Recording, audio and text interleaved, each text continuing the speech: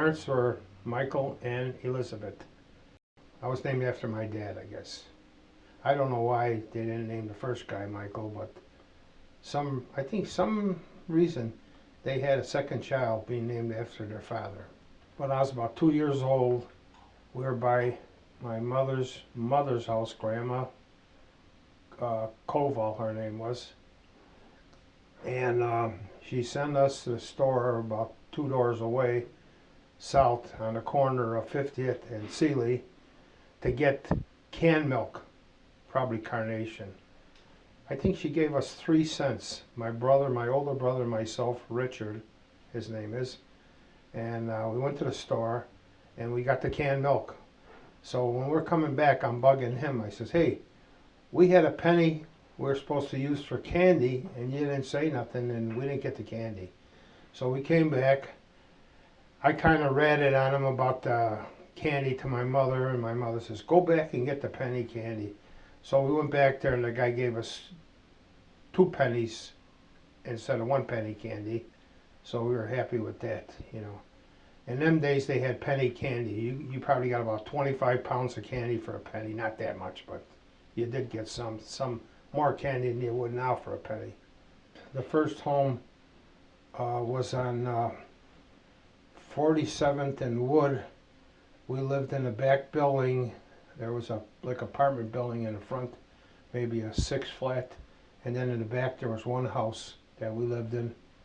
Was 47th and well, it was on the closer to 47th Street, near the alley. There was an alley there, and then the stores were on the other side of the alley, the back of the stores, and then we lived in that house. And we got in a lot of trouble there with the landlord. So I guess, I don't know if we were forced to move or we moved, but we moved then to 50th and Walcott, right across the street from Cornell Park. And we lived in a kind of the first floor apartment. And I don't know how long we lived there, but my brother went to kindergarten at Swords. And he got in a little trouble there. I don't know if I want to say this.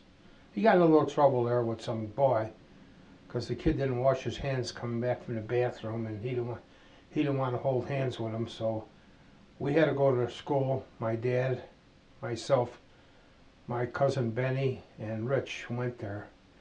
And naturally, Rich and I had to stay outside while they filled in the details on what he'd done wrong. And anyways, end of that story. There was we had our own bedroom, Rich and I, my mom and dad's bedroom, and it was a 2-flat. We lived on the first floor. My dad was a Venetian blinds salesman at that time, so we had Venetian blinds, which was kind of rare in them days for people because I guess they were expensive. I don't know, you know. But anyways. What we had there was a clothes closet, and the pipe for the upstairs drain pipe for the washroom was coming in the clothes closet. So we would climb up that pipe, and we'd have a little clubhouse on top of the shelves in that bedroom clothes closet, you know. So that's kind of where we hung out and got away from people.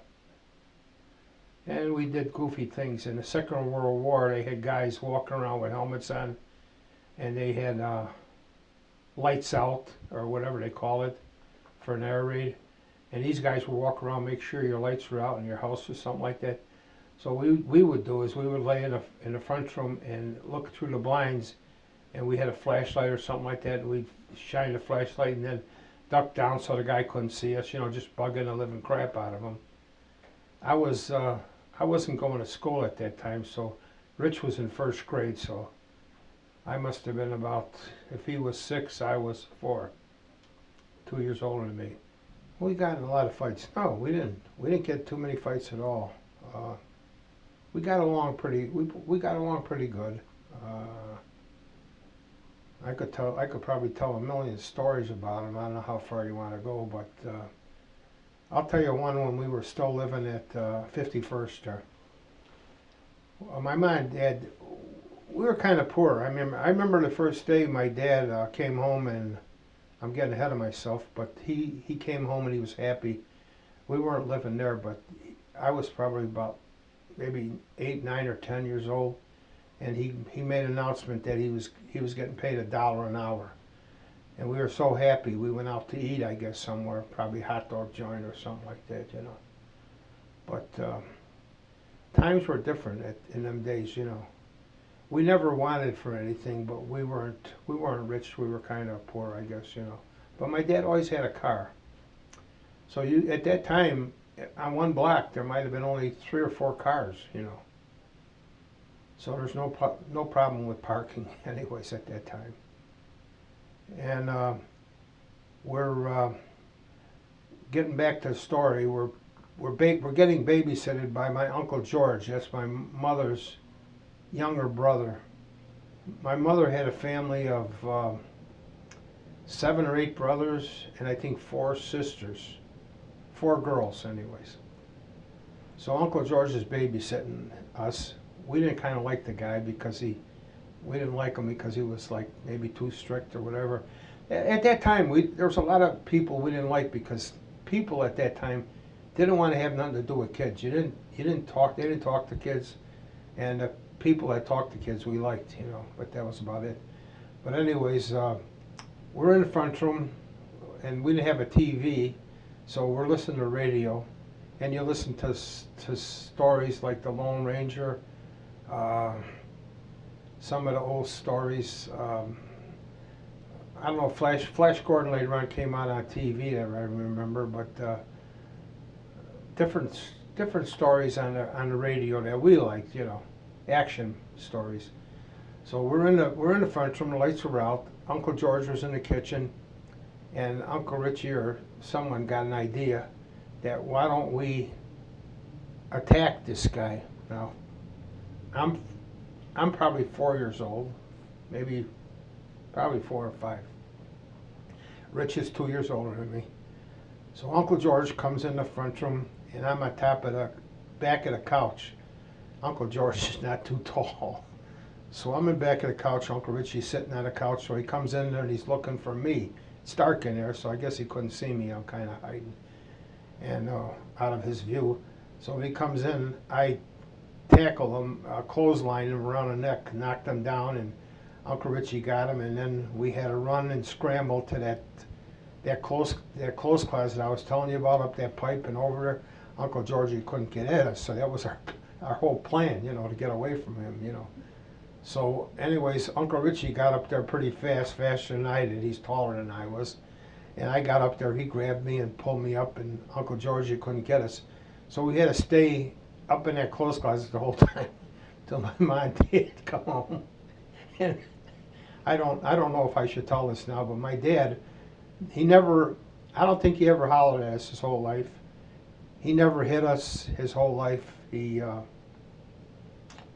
was I would say he's a good father. People think no, but he was, you know. My mom made up for him. She kind of whipped us in shape, you know. But that's about it for the stories about when we were kids. Well, we probably every Sunday we went out. My dad used to like to go to the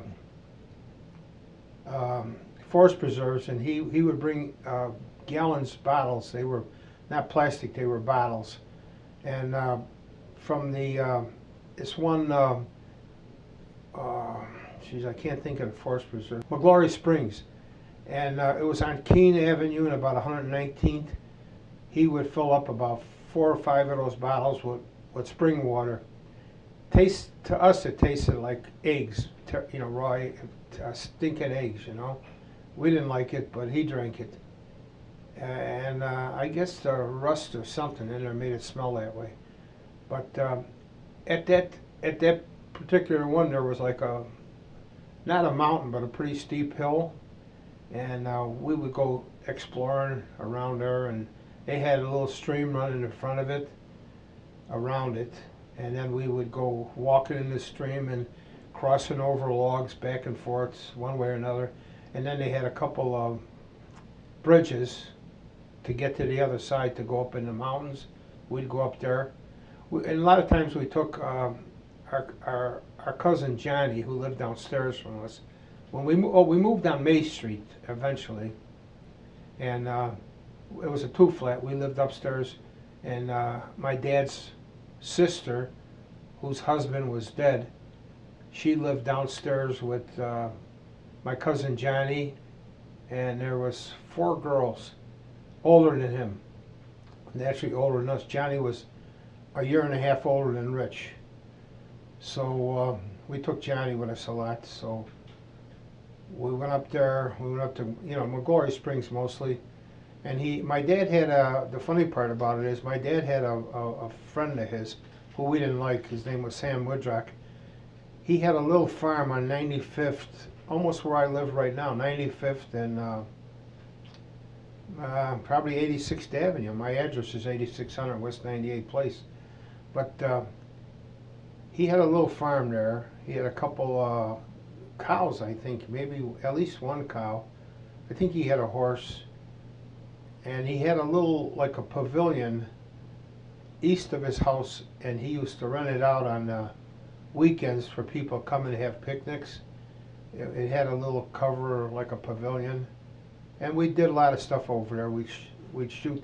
There was a little valley there, and then up through the valley, and then up the hill a little ways, there was a cemetery.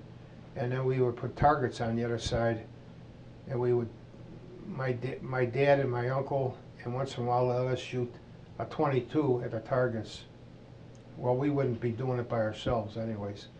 And then there was a cemetery up there, and the name of the people in that cemetery were Germans. I don't know how long it went, what years, but it was early, and it was Fredericks. And later on when I came to live out there, the cemetery was still there. It's not there anymore. They tore it down and built some condos there. But anyways, they changed, over the period of time they changed names, but when I looked at the tombs, the name changed a little bit. I don't know why. But you would see like 2 or 3 kids died in 1 year. They must have had some kind of sickness. And they had like a fence around the cemetery. It was a small cemetery, probably maybe 30 yards by 20 all around, and it was a wrought iron, like a fence around it. But when I moved out there, as I got older, after I got married, we moved out there, and the fence was kind of deteriorating, rusty, and parts of it went out. But then the back of that, going south again, was that golf course. It's still up there, Hickory Hills, and we'd go out there and look for golf balls. But we didn't know it. Some of these golf balls were laying out there. Well, the guy hit the ball. They're still playing golf. We'd grab the ball, and this guy's hollering and screaming, and we start running. We thought the guy was screaming at us for being on a golf course, but we didn't know he's screaming because we're robbing the golf balls. I don't know if I ever went to confession for that either. So, and we did a lot of stuff, but time is moving on.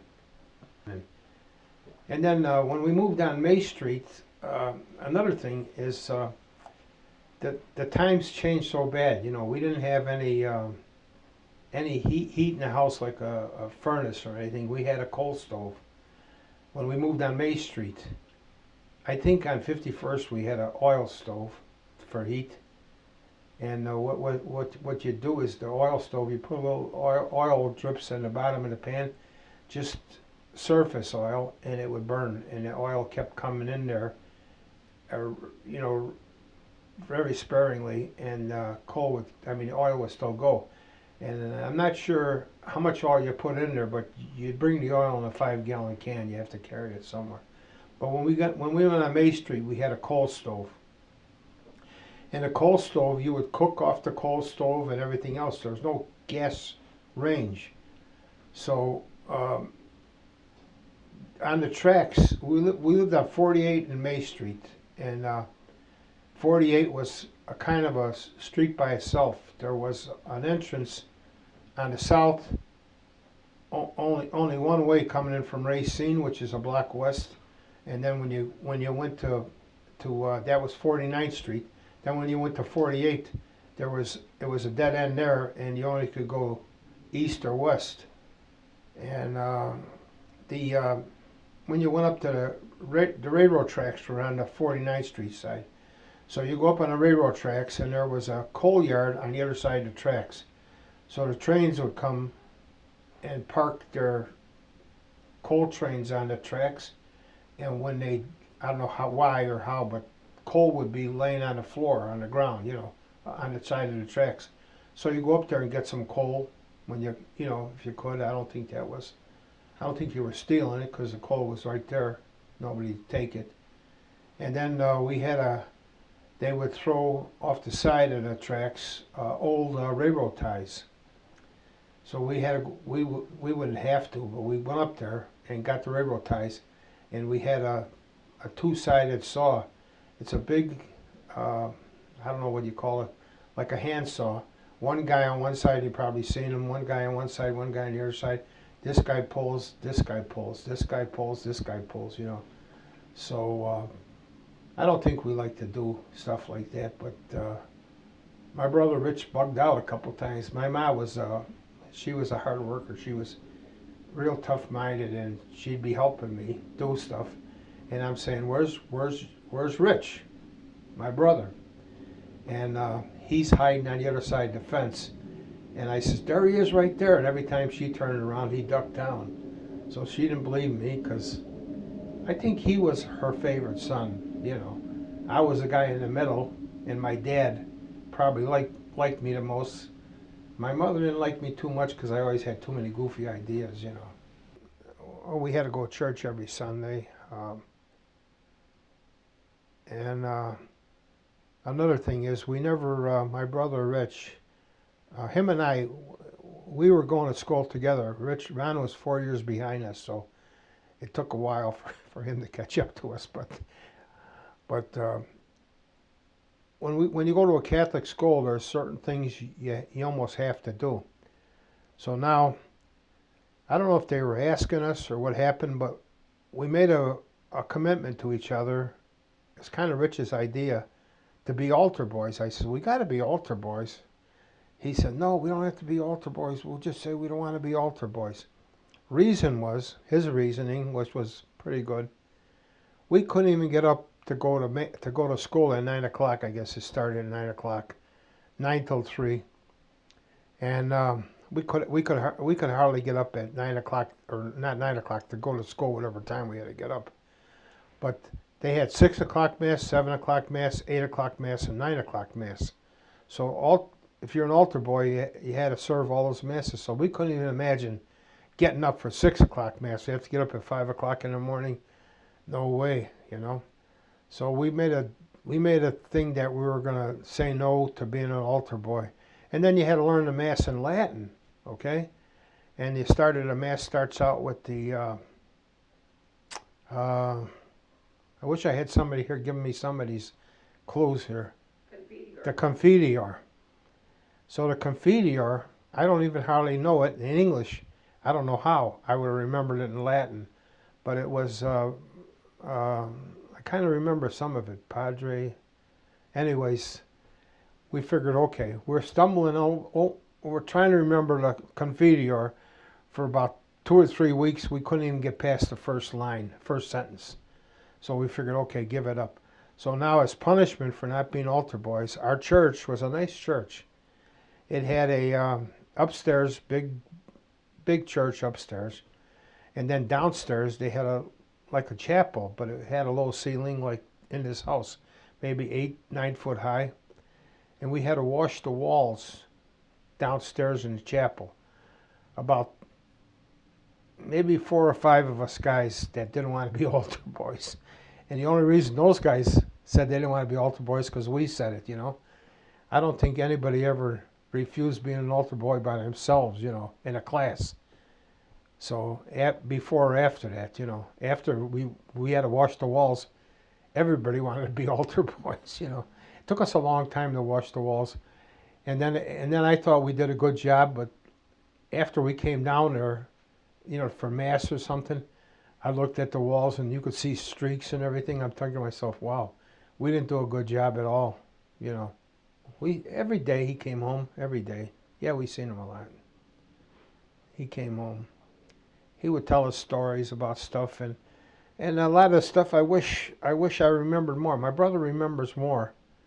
My dad was he was born in Pittsburgh, Pennsylvania, and his dad and his mother, I guess, came from the old country. So in Pittsburgh, he worked in the coal mines, and or maybe not exactly in the city, but around the city, wherever they lived. I don't know, but well, I don't remember. But he started getting black lung disease or stuff. Well, he couldn't work in the coal mines anymore, so he didn't. The country was a lot of people coming in from the old country, so I don't know if he didn't know if he could get a job somewhere.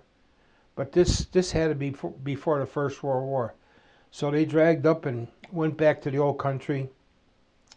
I'm not sure what part of the country, but we're Slovaks, so Slovenia or somewhere like that, But they changed the name Czechoslovakia, and there's about 3 or 4 countries that you could throw a hat on. They're so close together. So he went back there, and he got drafted in the First World War by the Germans, which were I think he fought in the Austrian army, which was part of the German army or something. And he didn't have nothing to fight with. They probably gave him a pitchfork. He got killed. So my grandmother, my dad's mother, something happened to her. Only God knows. We hear different stories, but we don't know for sure. I don't know if my dad talked too much about her. We don't, she didn't. I don't remember what he talked about her because I wasn't interested in stuff like that at that time. But anyways, my dad was a United States citizen, so he thought that his only chance, instead of being there, he could see the Germans taking over and stuff like that. So he came back to the United States, and he was the head of the family. He was about He had 2 brothers, 2 sisters, all younger than him. I don't know how old the brothers were or the sisters were, but from him. But when he came back, he started some kind of a restaurant in Lansing, Michigan, and he saved his money, and he brought back 2 of his sisters. He couldn't bring back the brothers because the Germans already took over and occupied that land. And then after the Germans, the Russians, they couldn't leave the country. Well, people could probably remember the Russians probably just relinquished that not too long ago, but I mean, 50, 60 years ago. But anyways, these guys had to stay there. Their families had to stay there. So my aunts, that's Johnny's mother was Mary Vedonka, and the other one was my cousin Benny, who I mentioned took Rich to the school with us. And they had 3 children, Benny, Anjay, Andrew, and Teresa. The youngest was the girl. And their father owned a tavern at 47 off Racine. They were pretty good to us, and they talked to us and stuff like that, which people in them days didn't like to do. And naturally, we were like the catch and jammer kids, Nobody wanted to talk to us. We were always getting into something, doing some goofy stuff, And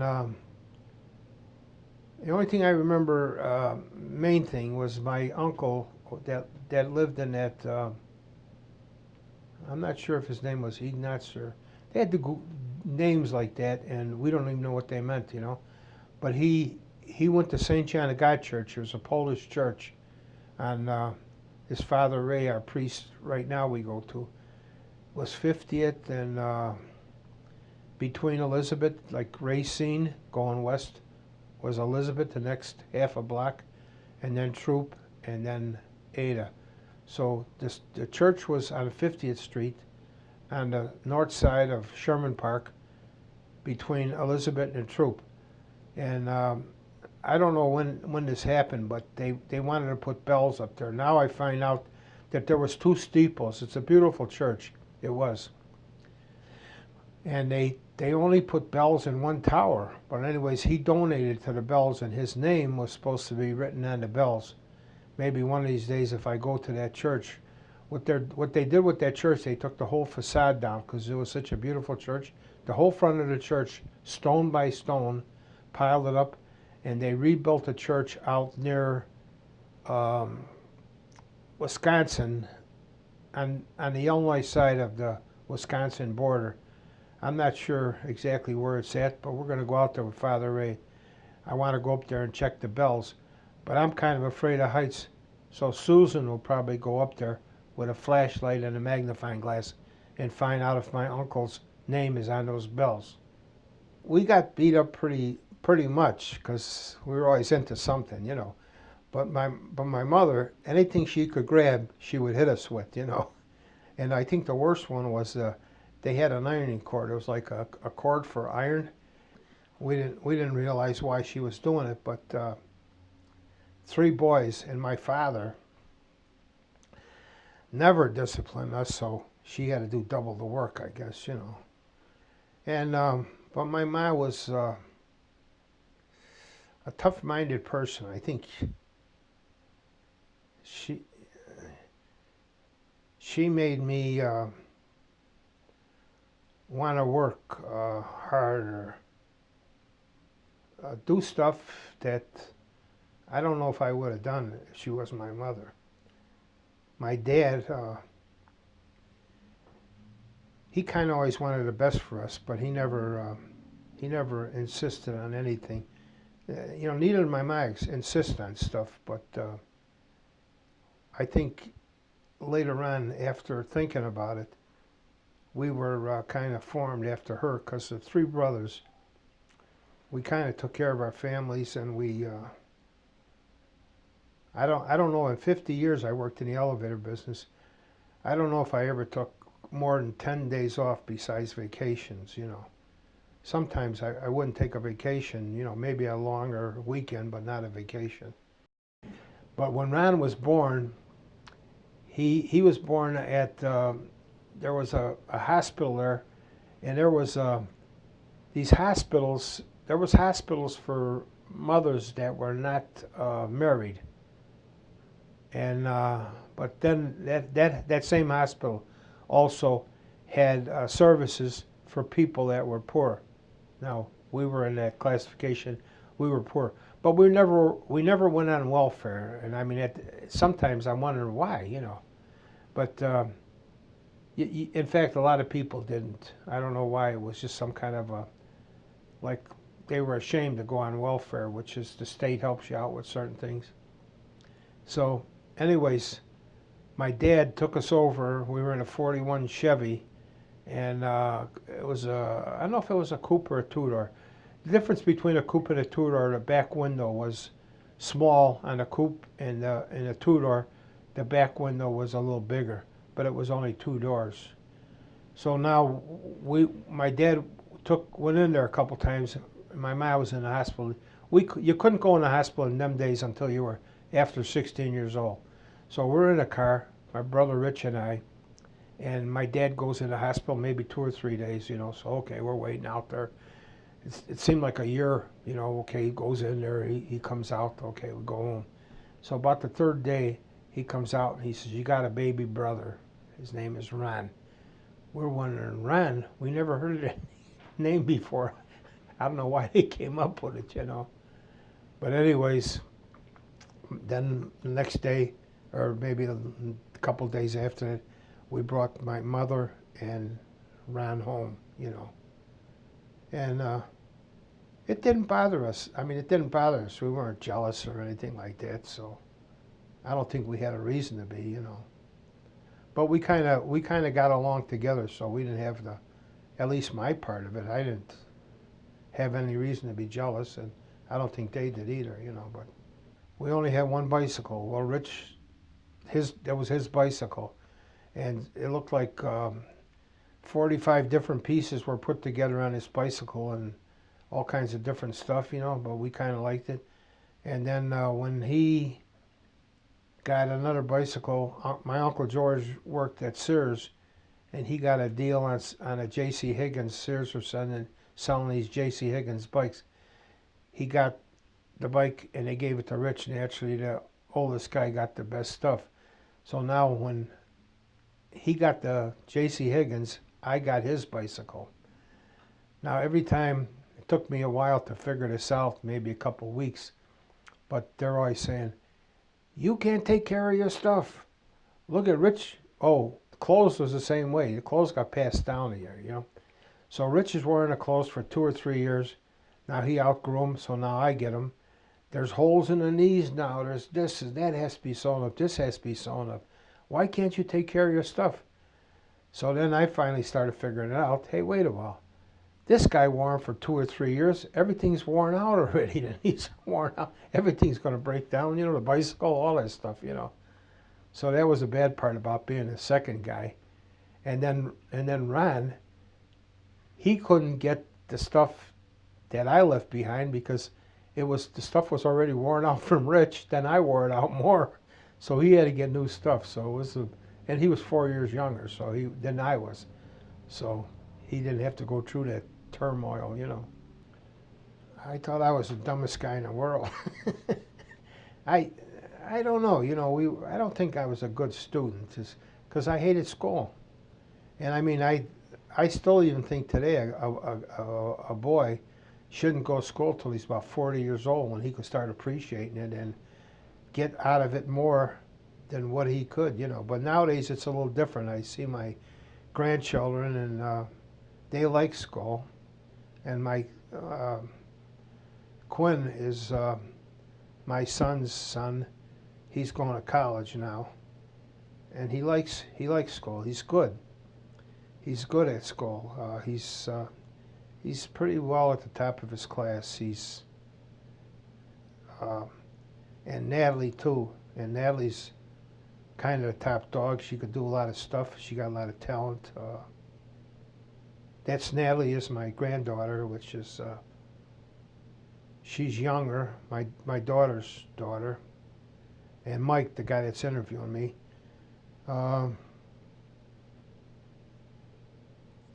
And Natalie just had some kind of recital Sunday playing the piano. She could play the piano good. And Natalie, at one recital, I don't know, about 3 years ago, she was the only one that played the piano and sang a song. I got 3 doctors, my favorite doctors. A lot of people don't believe in them, but they're the best doctors in the world. I don't know if I want to repeat this, and some people don't believe me, but the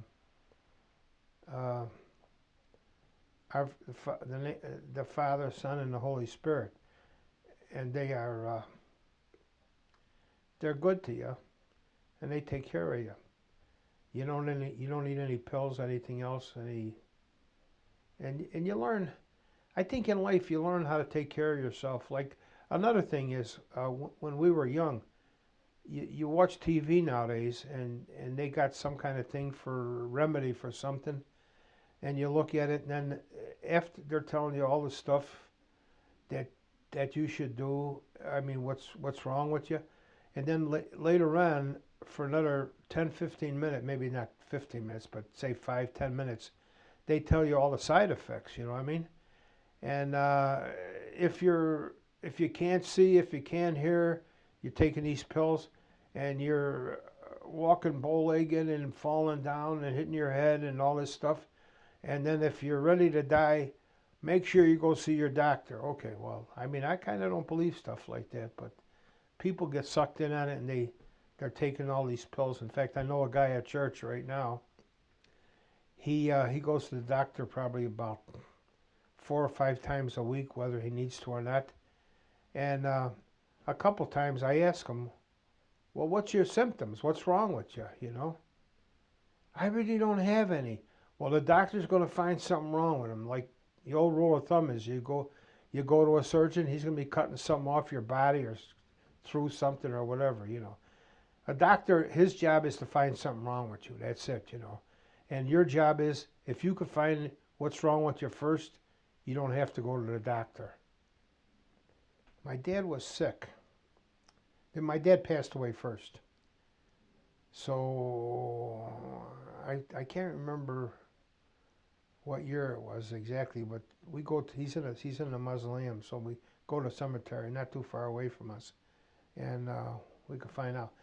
That was the first year that mausoleum was put up, and Resurrection Cemetery, Catholic cemetery.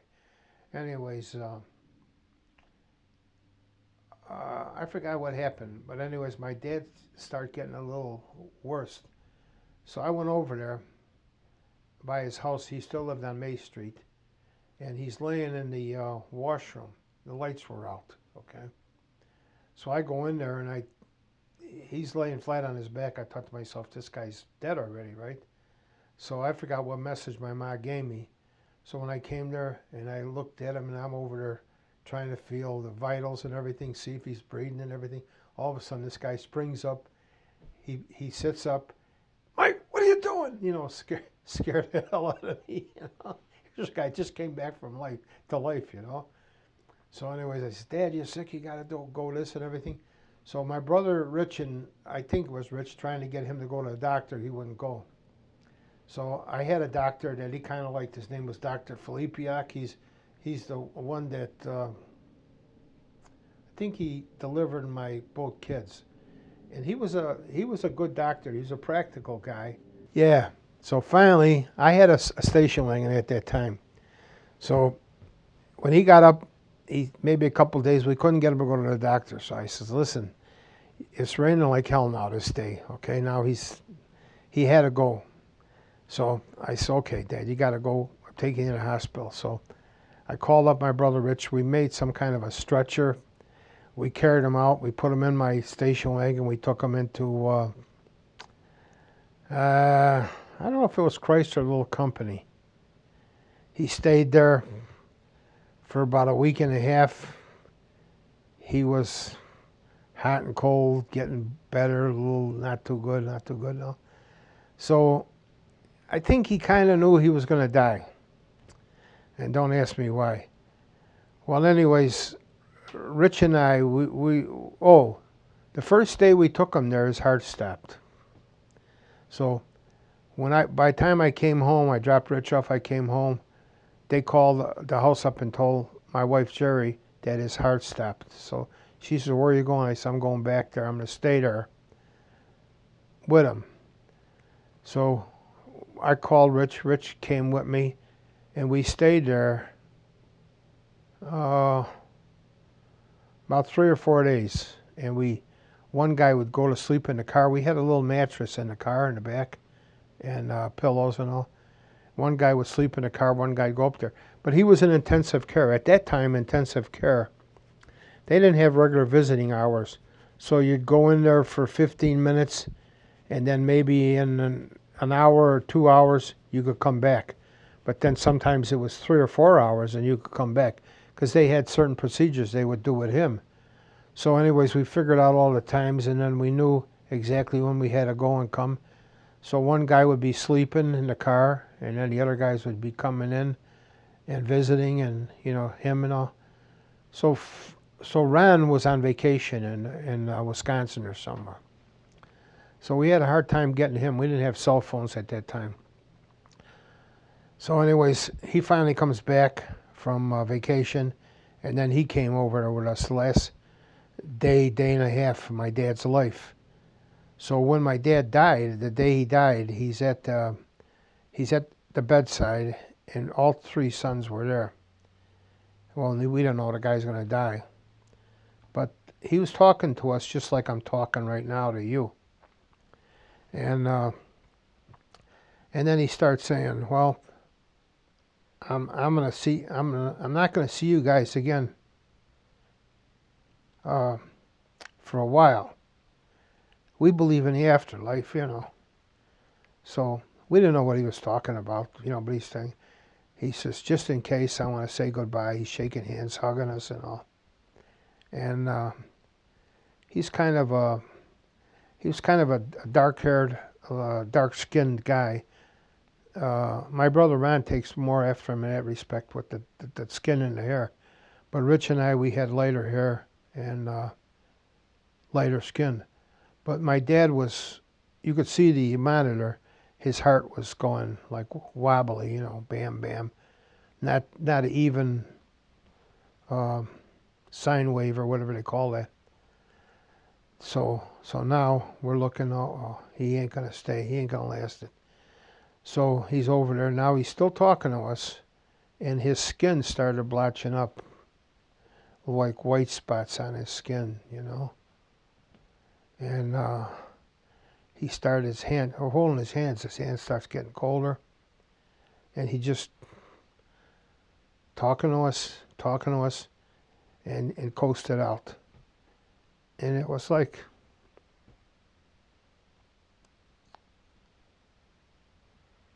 I'm breaking up a little. It was a nice death, he just coasted out. And then we took him to Undertaker, and we had the Undertaker all set up. So Rich was married to Bernadette, who at this time has passed away. But she used to go out with my dad. My dad would go out with her shopping, and he would drive her and stuff like that. Bernie, I don't think, was driving at that time, but take her out and all. So finally, I don't know why they went out, but they went out over here somewhere, and they went by Resurrection Hospital. They're building this mausoleum. So when they built it, and they finally finished it, or maybe before, my dad wanted to go in there and look around. He was a nosy guy, kind of like me. So they go in there, and my dad's telling her, I'd like to be buried in this mausoleum, see. So my brother Rich and my brother Ron are trying to talk my ma into putting him in the mausoleum instead of being on the ground, in the ground. Well, in them days, we had money because we were working in the elevator business, so we had money. So finally, these guys are saying, we can't talk to my mother anymore. I was kind of the go-to guy. So I go over there and I says, Ma, let's put Dad in the mausoleum. He wanted to go there and all. She says, we weren't rich people our whole lives and all. We have to go in the ground and everything like that. That was the old way. Except Jesus wasn't in the ground. He was in a tomb. So, okay, so I'm over there putting all kinds of goofy ideas in my head, in her head, trying to get her, Jesus was not in the ground. He was in a tomb. This happened, that happened. She ain't buying none of this stuff, So I says, let's do this. If you can't, I still believe this too. If you can't, solve any problems, go over there and see what it's all about. So I says, let's go to the cemetery and take a ride and talk to the people in the mausoleum. Maybe they'll give us a better idea.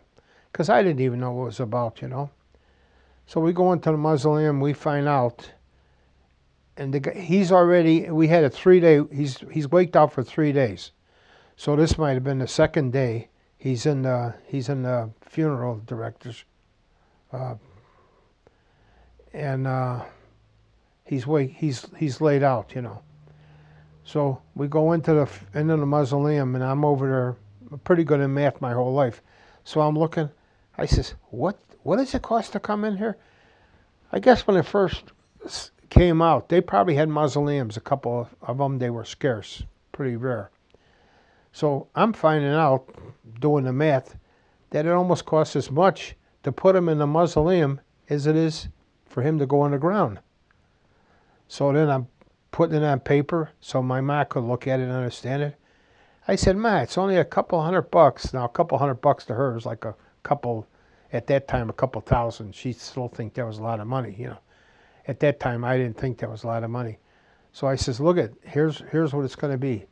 $40 or $50 from Ron, $50 from me, $50 from whatever. And then we'll have a spot for him and you. And then your spot, we don't have to pay it right away. We pay it on time. But anyways, she finally bought the fact that, okay, put him in the mausoleum, and we did. Like right now, I'm probably more into it because I got one foot on a banana peel, the other foot in the grave. But you always went to church on Sunday. And you know, if I don't know if I ever got away from that, but one day I'm going to church. After my wife passed away, we had a bunch of masses. Like when you go to a funeral, they give you mass cards and everything like that for my wife. So I kind of went to the masses that was dedicated for her. And I meet this one woman over there, Carol Kruger, who's in a hospital right now. She's not in too good a shape, but she's about 90-something years old. But she was talking to me one time about something, I forgot what it was. So I'm walking out of church again, I bump into her again, and we're talking. And I says, who was this woman I was talking to? And I didn't even realize it. It was her, see? But I don't remember names too well, but I remember faces. So she said, I don't know. Could that have been me? I says, I don't know if it was you or not. So anyways, she talks me into coming to church, and we'd go to Mass every day. Or, I don't know if everybody went every day, but I would come. And then we would say the Mass and go to Mass and say the Rosary, the weekdays, you know. So the Mass wasn't too long. I don't even know if it lasted 20 minutes, a half hour, and you say the Rosary. And I'm thinking to myself, wow, you got to say the Rosary. Rosary only takes you 15, 17 minutes to say the Rosary. And you get in the habit of doing something, I guess then it doesn't get hard. But I think when you do that, you start getting a deeper feeling for your faith. And hopefully you could be closer to God before you die. Because after you're dead, nothing counts. You can't pray. You could pray for people after you're dead, but you can't pray for yourself. You can't do any redeeming graces after you're dead for yourself.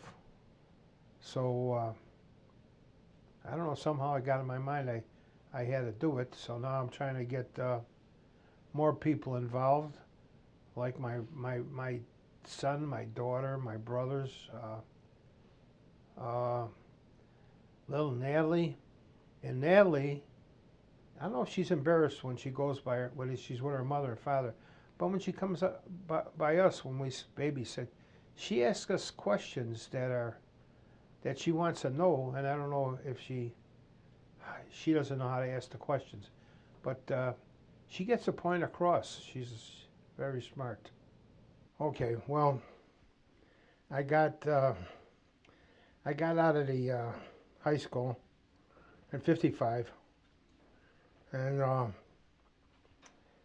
jobs were pretty plentiful.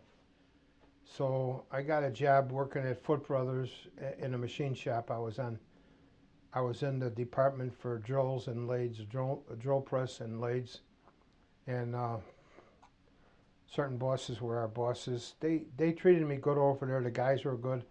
You got a lot of training and a lot of knowledge, your ability to do certain things that you weren't accustomed to doing, you know, because you're like in your infancy as far as work goes, and it was a good education, and I worked there for,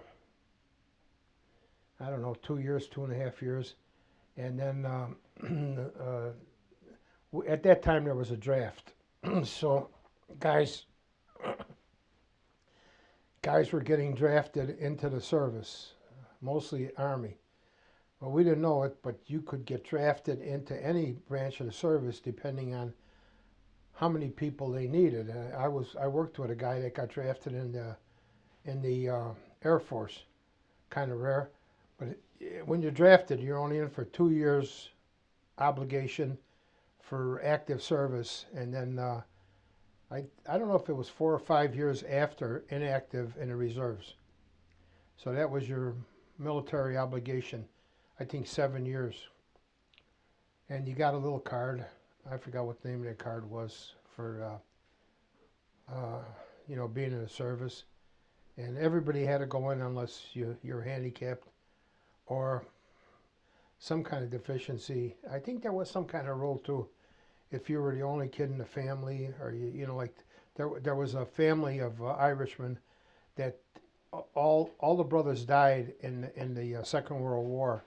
So then they made a law that the Sullivans, all the brothers or all the family couldn't be in the service at the same time. So, anyways, when I went in, we're going in, and this guy that I hung around with, his name was Wally Swerk and Eddie Krupa. Well, Eddie Krupa and Duke, they already went into the Army, and they were in Armor Division, which is tanks. So then this work he's trying to talk me into going into the Marine Corps, you know. And I'm thinking to myself, I don't know if I want to go in the Marine Corps. And Rich, my brother's telling me, well, the Marines, he said, they're like young kids trying to pretend they're men, and they want to be, tough and rough, and they can't do it, which probably is true, most part of it. Anyways, he talked me into going in, I went in. And the first day, we went to take our physicals and tests and all kinds of stuff. So the first time we were supposed to get on a train and go to California, San Diego, we disembarked on a train at one of the, I'm pretty sure it was Union Station. But anyways, I'm thinking to myself, the last minute, I don't even want to go in, So I'm always the guy to put something off at the last minute anyways. So I'm in there talking to Jerry and my mom and dad and saying goodbye to them and all. And I'm telling Jerry, yeah, I don't want to go in. She's saying, yeah, you have to go in and all. So it's okay. So she had a car at that time, or her dad's car, so she took me down to the train station. And I get down there, I'm still malingering around, and all of a sudden they're announcing, that train is leaving in 10 minutes, So now I don't even know where to pick a train up at, So finally I run down there, the train's starting to pull out of the station, and I kissed her goodbye and jumped on the train, and I'm gone, I don't know how long we were on the train, a couple of days, But all the guys from Chicago were on that train that were, we volunteered for our draft. So when we volunteered for our draft, they pushed our draft up. So I don't know if I was, I don't know how old I was, but maybe somewhere between 17 and 18, 17 and a half. So when we got over there, we're standing outside the train station waiting for not a bus to pick us up, but a 6x. It looks like a covered wagon on wheels, and they call them a 6x. I don't know if it was 6x6 or whatever.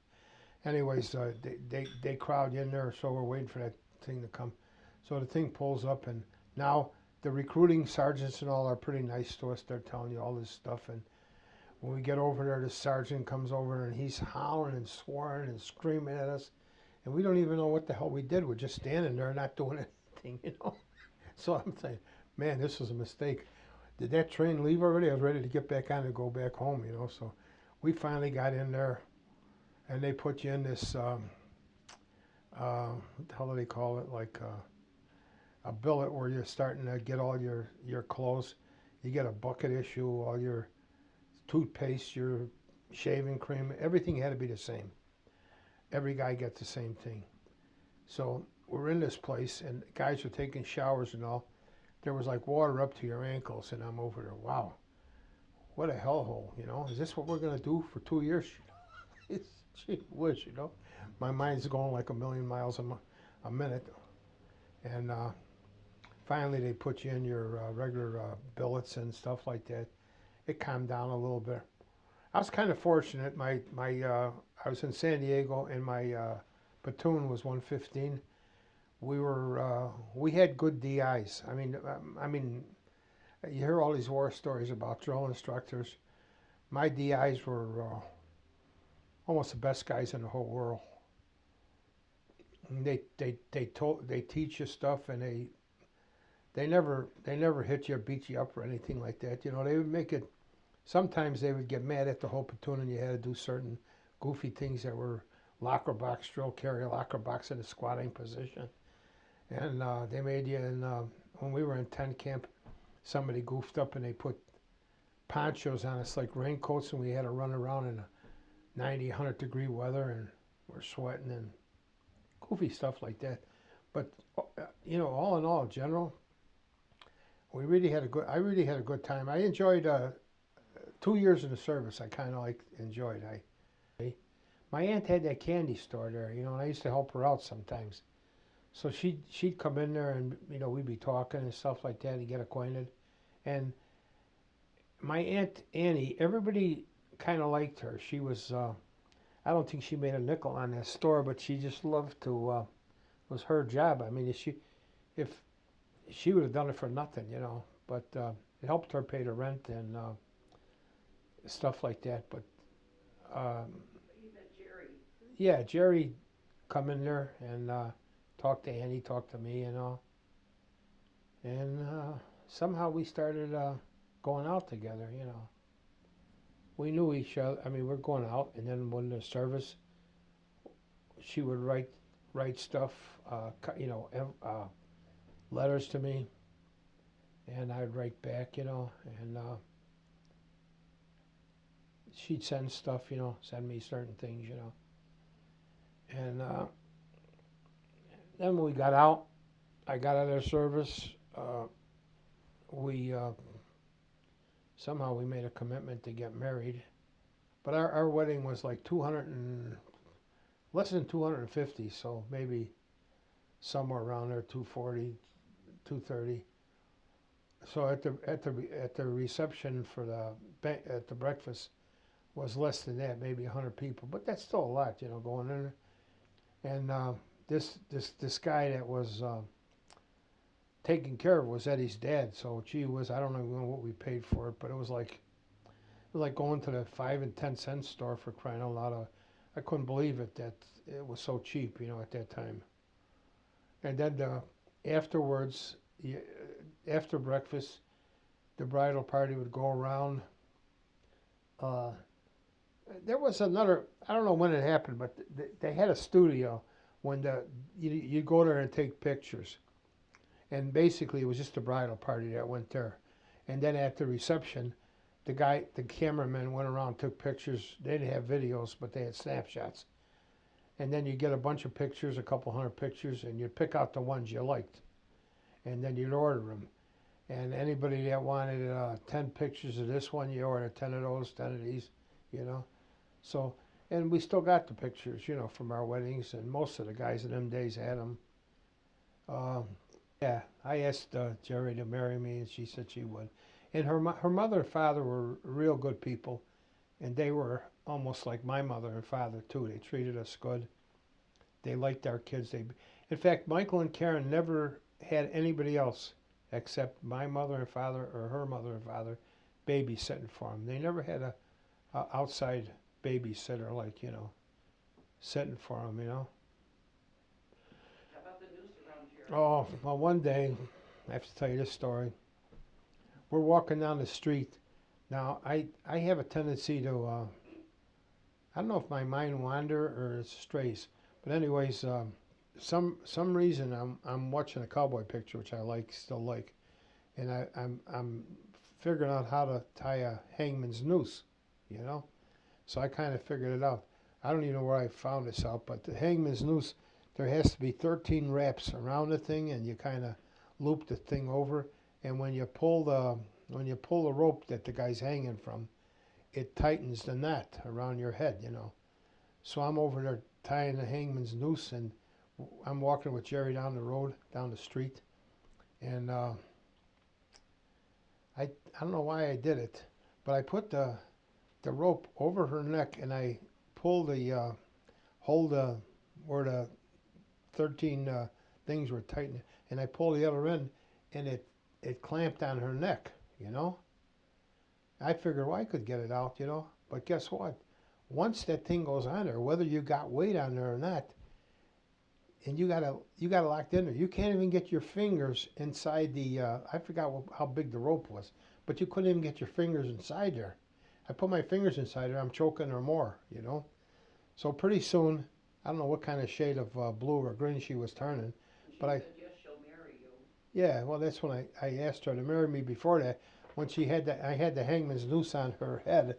After that, she agreed. You know, I don't know if she was delirious or what, but I finally got the thing loose. And I mean, I don't know if I got scared too much too many times in my life, but I was kind of scared at that time. I didn't think she was going to make it, you know. Anyways, the wedding day, we went through all that things, and we get married, and it's kind of hectic. And a guy, he's getting married, and nothing bothers him, but the woman, they're worried about all kinds of little goofy things. And after a while, you shouldn't worry about it because it's going to all work out and everything's good. In fact, one of the best weddings I ever went to recently was Sue's niece got married, and they did a lot of work, a lot of homework and all, which was good. But their wedding was a nice wedding because everything kind of worked out pretty good, and there was no fights or nothing. But at my wedding, two of my cousins, girls, and I know one of them was Teresa. I don't know who the other one was. They got in a fight. Now, not kitty corner, but caddy corner across the street from Socorro Hall was this A&P where Sue's brother worked. Both of her brothers worked there. In fact, my brother Rich worked there too. But they went out in the parking lot. Now, nobody was in the parking lot on Saturday. I don't even know if the store was probably closed at that time. So they get into a fight. So now somebody comes up to me and says, "Hey, they're out there fighting. You got to go stop the fight." So why me? You know, I'm getting married today. Let somebody else go out there. No, only you could stop the fight. You know. I'll tell you another story now. After that, so I said, okay, I go out there and stop the fight. They're still swinging and punching. I got hit a couple times by some fouled me off a couple times, hit me or something. So I stopped the fight, and then they made up and kissed and hugged, and you know how girls are. Okay, so I finished that fight. But I think before I got married, another story about being married is I'm standing up to the guy I was in the service with, Swerk's wedding, Swerk Wally. So we're at his between the breakfast and everything. We're by his mother-in-law's house, and you know, we had breakfast and stuff like that. So the guys, the wedding party, the guys and a bunch of other guys that he knew, he had over 600 people at his wedding. So now they're all in the backyard shooting dice. So, hey, we got to go to the wedding. We got to go to the wedding. I says, yeah, we'll get there when we get there, you know. And the guy, they says, they're out there still shooting dice. I said, well, they'll come in when they're finished. Hell no, they ain't coming in. So now we're about 10, 15 minutes late. Now here we go again. Mike, go out there and break up that dice game. I said, how am I going to break it up? You know, maybe I could take, you know, one guy at a time, okay? But I says, I ain't going to fight all them guys at once. Some guys are losing, some guys are winning. The guys that are losing don't want to go. The guys that are winning don't want to go. So I get out there. I says, okay, come on. Let me the dice. The guys, what do you mean get you the dice? You just came out. I said, so what? I want the dice. So they give me the dice. I don't know what I threw down there, $10 or $20. I said, okay. So I roll the dice. I made my point, or, you know, got a 7 or 11 or something like that. Okay. Now I got 20. And I rolled again. Now I got 40. Now I got to keep stumbling. I didn't pick up anything. They call it what the hell do they call it? Pension or whatever. So I let it roll. I must have had $3,000 or $4,000 in the pot, and I must have made 7 or 8 passes in a row. Right? Guys called timeout. Where are you going? I'm going home and get some more money because they had to fade me. You know. I said, if that pot ain't covered, you know, like say $2,000, I'm gonna stop rolling the dice and everybody loses their money. So these guys went. One guy had to go home, and they lived on a couple streets down only, so they went in and get all their money and come back. And finally, at the next time or the time after, I dumped. So everybody got all their money back, their hearts start beating again. They were finished playing dice. We went to the wedding, you know. But that was kind of a funny story. But you had to be there because there was so much tension, you know. And guys were betting on me. Some guys were betting on me that I keep rolling, you know. Jerry worked at Westinghouse Elevator. It was a 920 North Clark, and the side street was Locust. So she's asking me, "Do you want to get in the elevator business now?" I really didn't have a job. In fact, I was working on a dock for they would make car seats and paint them and doing all kinds of stuff. So I'm looking for some kind of job. Now I wanted to get into trades, you know. So now Eddie and Duke are painters. Now they're trying to get me an apprenticeship for painting. I didn't really want to be a painter, but I said, well, okay, I'll be with these guys, you know, that's fine. So now the day or the week that they got me on for the apprenticeship, Jerry talked me into going there and getting the job with the elevators. Now the elevators at that time was a little slow. I was probably the first guy hired in 3 years or something like that, you know. So they hired me because of her, I guess. So I get hired, and the guy that hires me he's one of my best friends too. He's like my second father, for crying out loud. George Smith. He says he's telling me like certain things, like almost like a drill sergeant. And I'm thinking to myself, man alive, I don't want this stupid job, and I didn't want to take it too because I didn't want to go getting a job there because thinking that I'm getting a job because of Jerry, not because of what I know. But I didn't know nothing, right? So, needless to say, all that passed, and I didn't know which way to go. So I'm talking to Eddie that night, and Eddie says, Mike, take the job in the elevator business. I got to give him credit because he's the guy that made me do it. And he says, see how you like it. He said, if you don't like it, we could always get you back into the apprenticeship in a couple of months, 6 months, or, so a year. We'll get you back in the apprenticeship and you could be back painting again, if you wanted to. As soon as I got in the elevator business, I don't know if it was the first or second day I'm in there. And in them days, the electrical prints are like diagrams, electrical diagrams. You're looking at them. In them days, they were like one sheet. You had to unfold it like a map. And they were probably maybe 2.5 feet wide and maybe, I would say a half a block, but I don't know how long. You keep unfolding it, okay? So you look column 1, column 2, column 3. You might have had 30 columns there, you're looking. And then one column leads to these other columns. So if you're on the first sheet, you might have to go to, depending on what circuit you're in, you might have to go to column 19, 19, 20, and back and forth. And the guys are walking around like, duck walks, they're on the floor. So I'm looking at them, saying, wow, if my whole ambition at that time, if I could read one of those things, just one. I don't even know what the hell was on there, right? Looked like a bunch of Chinese scratching. But I said, if I could read one of them, I'd be happy, I got to be pretty good. I was lucky.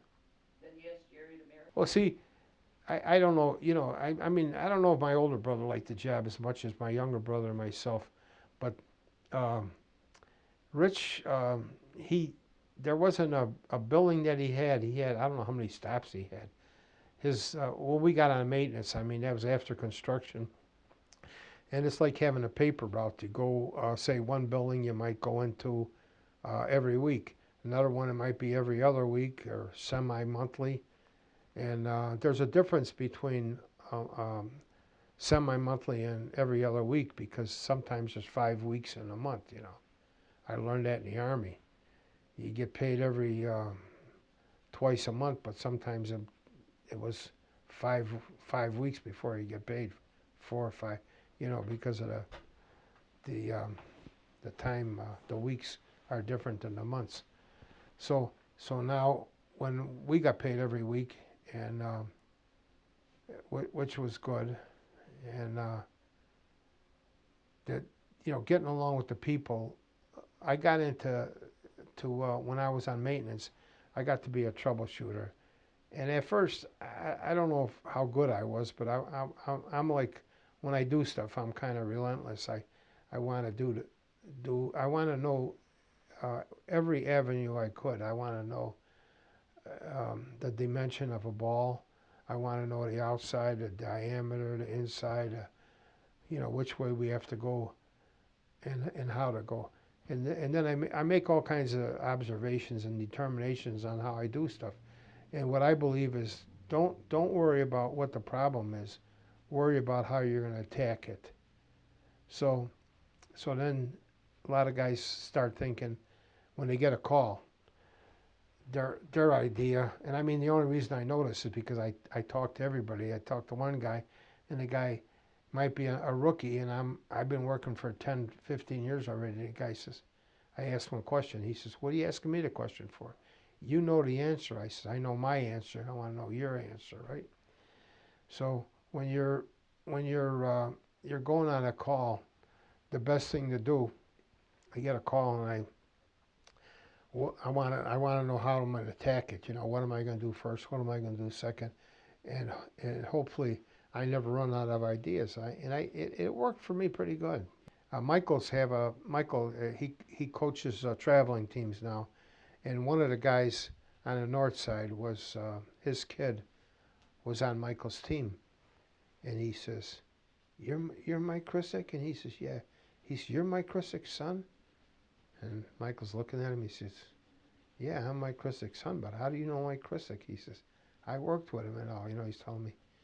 He says, "Your dad," and I didn't think this guy would say that, but he says, "Your dad was the greatest guy since buttered popcorn." And he's talking to Michael, and Michael's like looking at the guy. What?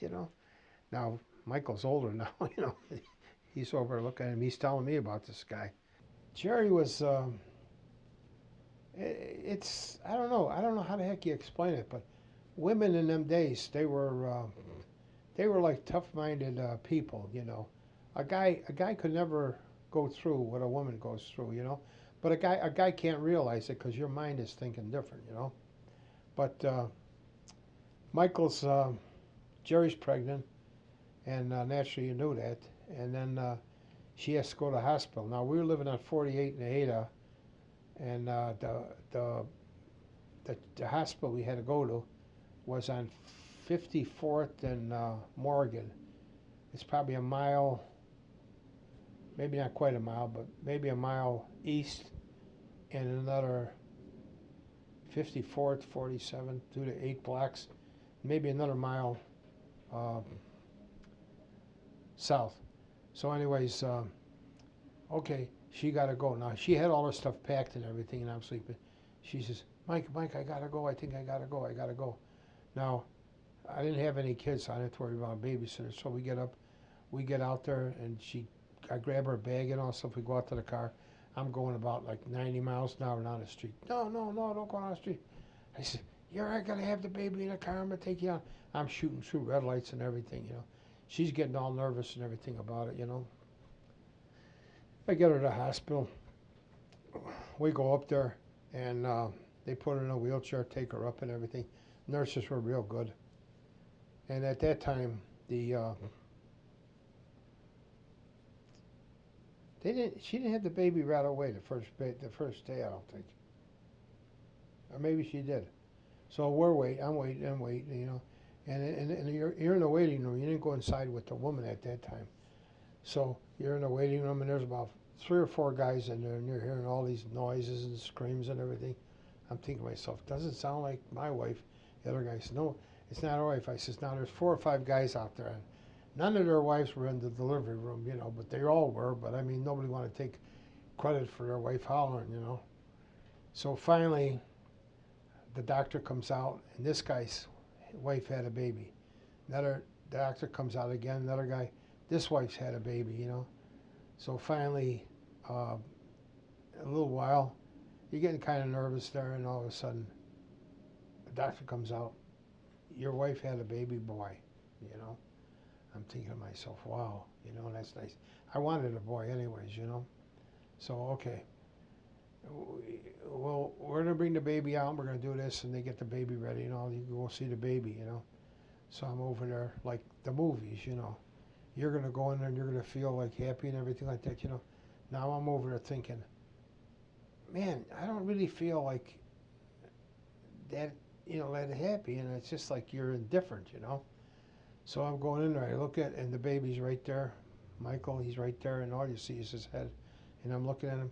I mean, his head was like lopsided and all, and the only thing is, you know, he looked a little like baby Frankenstein, but them little tubular things on top, on the side of his head, weren't there.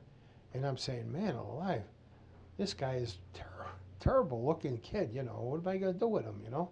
I'm thinking I have to do everything, you know. So the nurse was right there. And, oh, no, he's okay, and this will work out, that'll work out. And she's telling me all kinds of stuff. I'm not even remember it, you know. I says, well, what do I got to do? What? Now, Jerry's not there at that time. The nurse brought the baby out. What do I got to do with him? Do I got to correct him or discipline him or what? You know, there's no book to tell you how to raise a kid, you know, at that time. Even now, if there's a book, they don't work because they don't tell you exactly what's going to happen for that guy, you know. So the nurse says, nope, you don't have to do none of that stuff. I said, what do you mean? What am I going to do? What should I do? Now, this nurse looked like she was about 21, 22. She was probably about 26. She says, all you got to do is love him. I says, what? What do you mean? Then you got to be beating him up and doing... No, it's just love him. And don't worry about nothing else. Actually, that's in the Bible. It says exact them same words. So now, she was right, but I said, what do you know about kids? She said, I got 3 of them. I says, okay. But I still remember that. She told me that. Anyways, it was true. When Karen, my daughter, was born, she was, and even this guy was, when he was in the womb, he was kicking feet and hands and all kinds of stuff coming out. You could see imprints and on her stomach and everything. But Karen, she was such a quiet, nice little baby, and no noise or no hollers. Not, I mean, you know, in the womb, you could even not feeling her kicking that much and everything.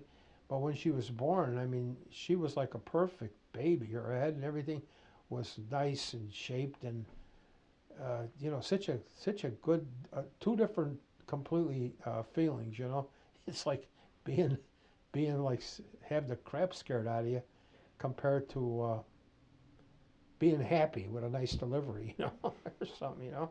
And then everybody thought I wanted another boy, but I didn't. I never told anybody. But I wanted a girl. My mother never had a girl. She always wanted to have a girl, and that was the first girl in our family. So I wanted a girl for me and my mother, you know, have a girl, you know. When she was going to school, she went to. She started out at Hamline kindergarten, and the there's one young lady I know that went to Hamline, and she hated Hamline, and Karen was younger than all her girlfriends. Everybody would ask Karen, "Where are you going to school, Karen? Are you going to school?" And all. They always thought she went to school because all her girlfriends were in school. But Karen then said that she goes to romper room school, TV, you know. So, so now it's time for her to go to kindergarten at Hamline. I don't even know how old she was. 5 years old, I think. Anyways, I had to take her first day. I took her down there. So Jerry and I, my wife, was talking about what should we do. Well, Karen then was not an early riser. So she says, why don't we start her out half a day only, kindergarten. So start her out with this, instead of going in the morning, go in afternoon, and then when she gets used to it, she'll go in the morning. So anyways, okay, I go over there and we get everything straightened out, the classes and all stuff like that. So I signed all these papers or whatever I had to do, and I'm walking out, now Karen's with me. And she says, where are we going, Dad? I said, well, we got to take you home. I'm trying to explain it to her. There was no explaining it to her. She's hollering, screaming and all. I want to go to school now. She's tired of waiting for school. She wanted to go to school so bad, you know. And I'm thinking to myself, wow, if somebody told me, hey, you don't have to go to school till you're 100 years old, I'd say, great, you know. So we go back home, and I tell Jerry, you know, she's, her head's all red, and she's screaming, and, you know, completely upset, you know. So Jerry says, take her back and let her go in the morning, you know. She says, you could take her sometimes in the morning, I'll take her and everything, you know. I said, okay. So I took her back. Oh, and everybody, we're walking out of school, and don't worry about it. They get used to school and all that stuff. They thought she's crying because she had to go to school. She's crying because she has to go home. You know, I take her back to school, explain it to the teachers and all stuff. I says, could I get her back in here? You know, if I have to pay something or whatever, you know, let me do something to get her back in school. I said, she's having a tantrum here. Oh, there's no problem, you know. So she went to Hamline, finished, you know, half a year in the morning, half a year at night, in the afternoon. Then she goes to St. Rose. St. Rose for a couple of years, and then St. Rose closed down. So now there was a couple of schools she had choices to go to.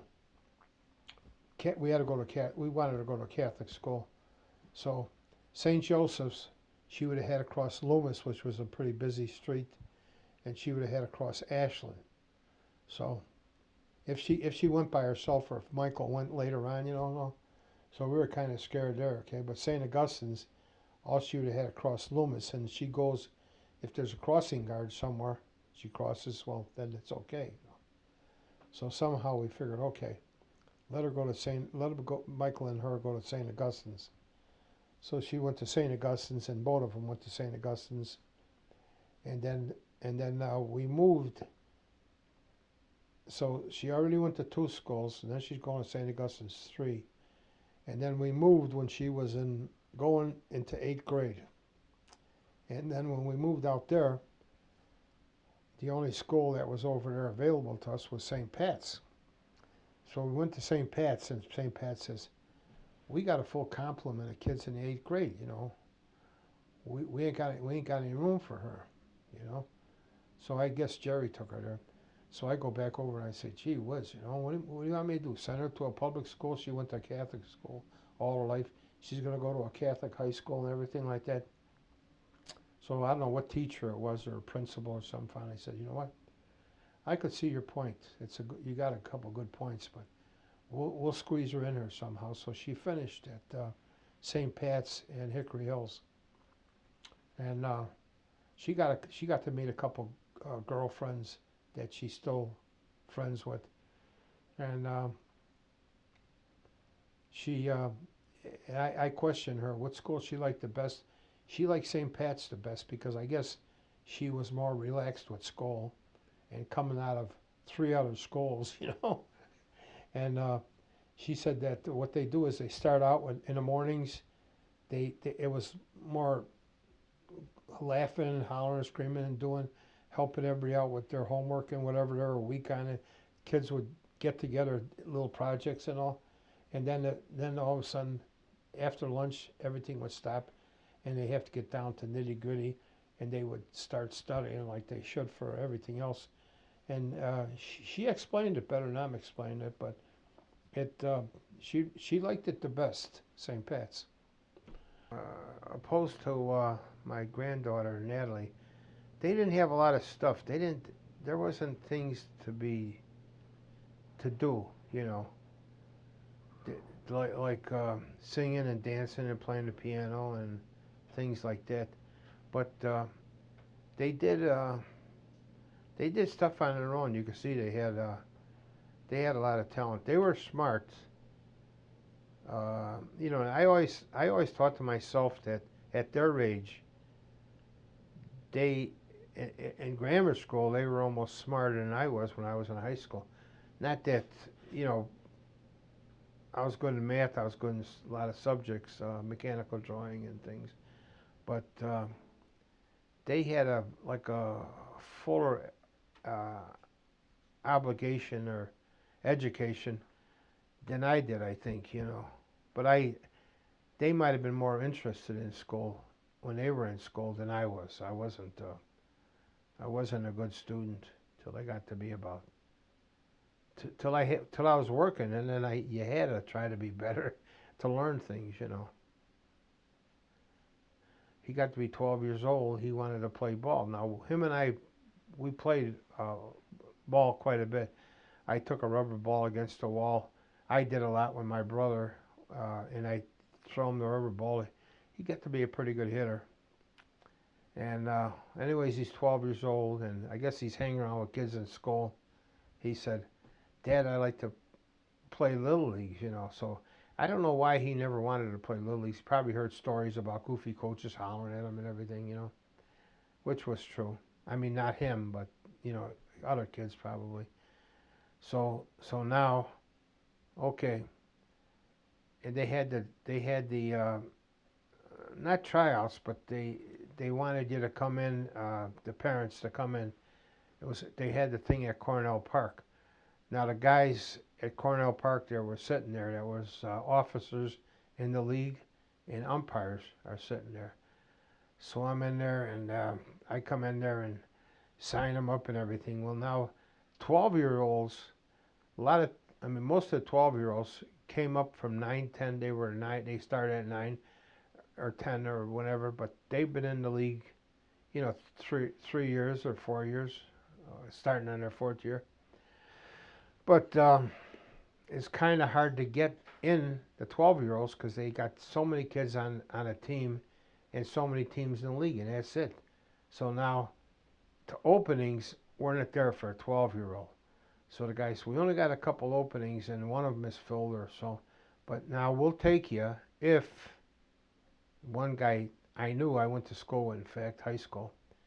He said, "You have to be an umpire." I'm thinking to myself, man alive, I guess I could ump, you know what I mean? But I never wanted to be an ump because the famous words in them days were, "Kill the umpire." They don't have it anymore, but they should. But anyways, sometimes I think they really meant it, some of them people, you know, because they were a little goofy, a little left of center, not as mild mannered as I am.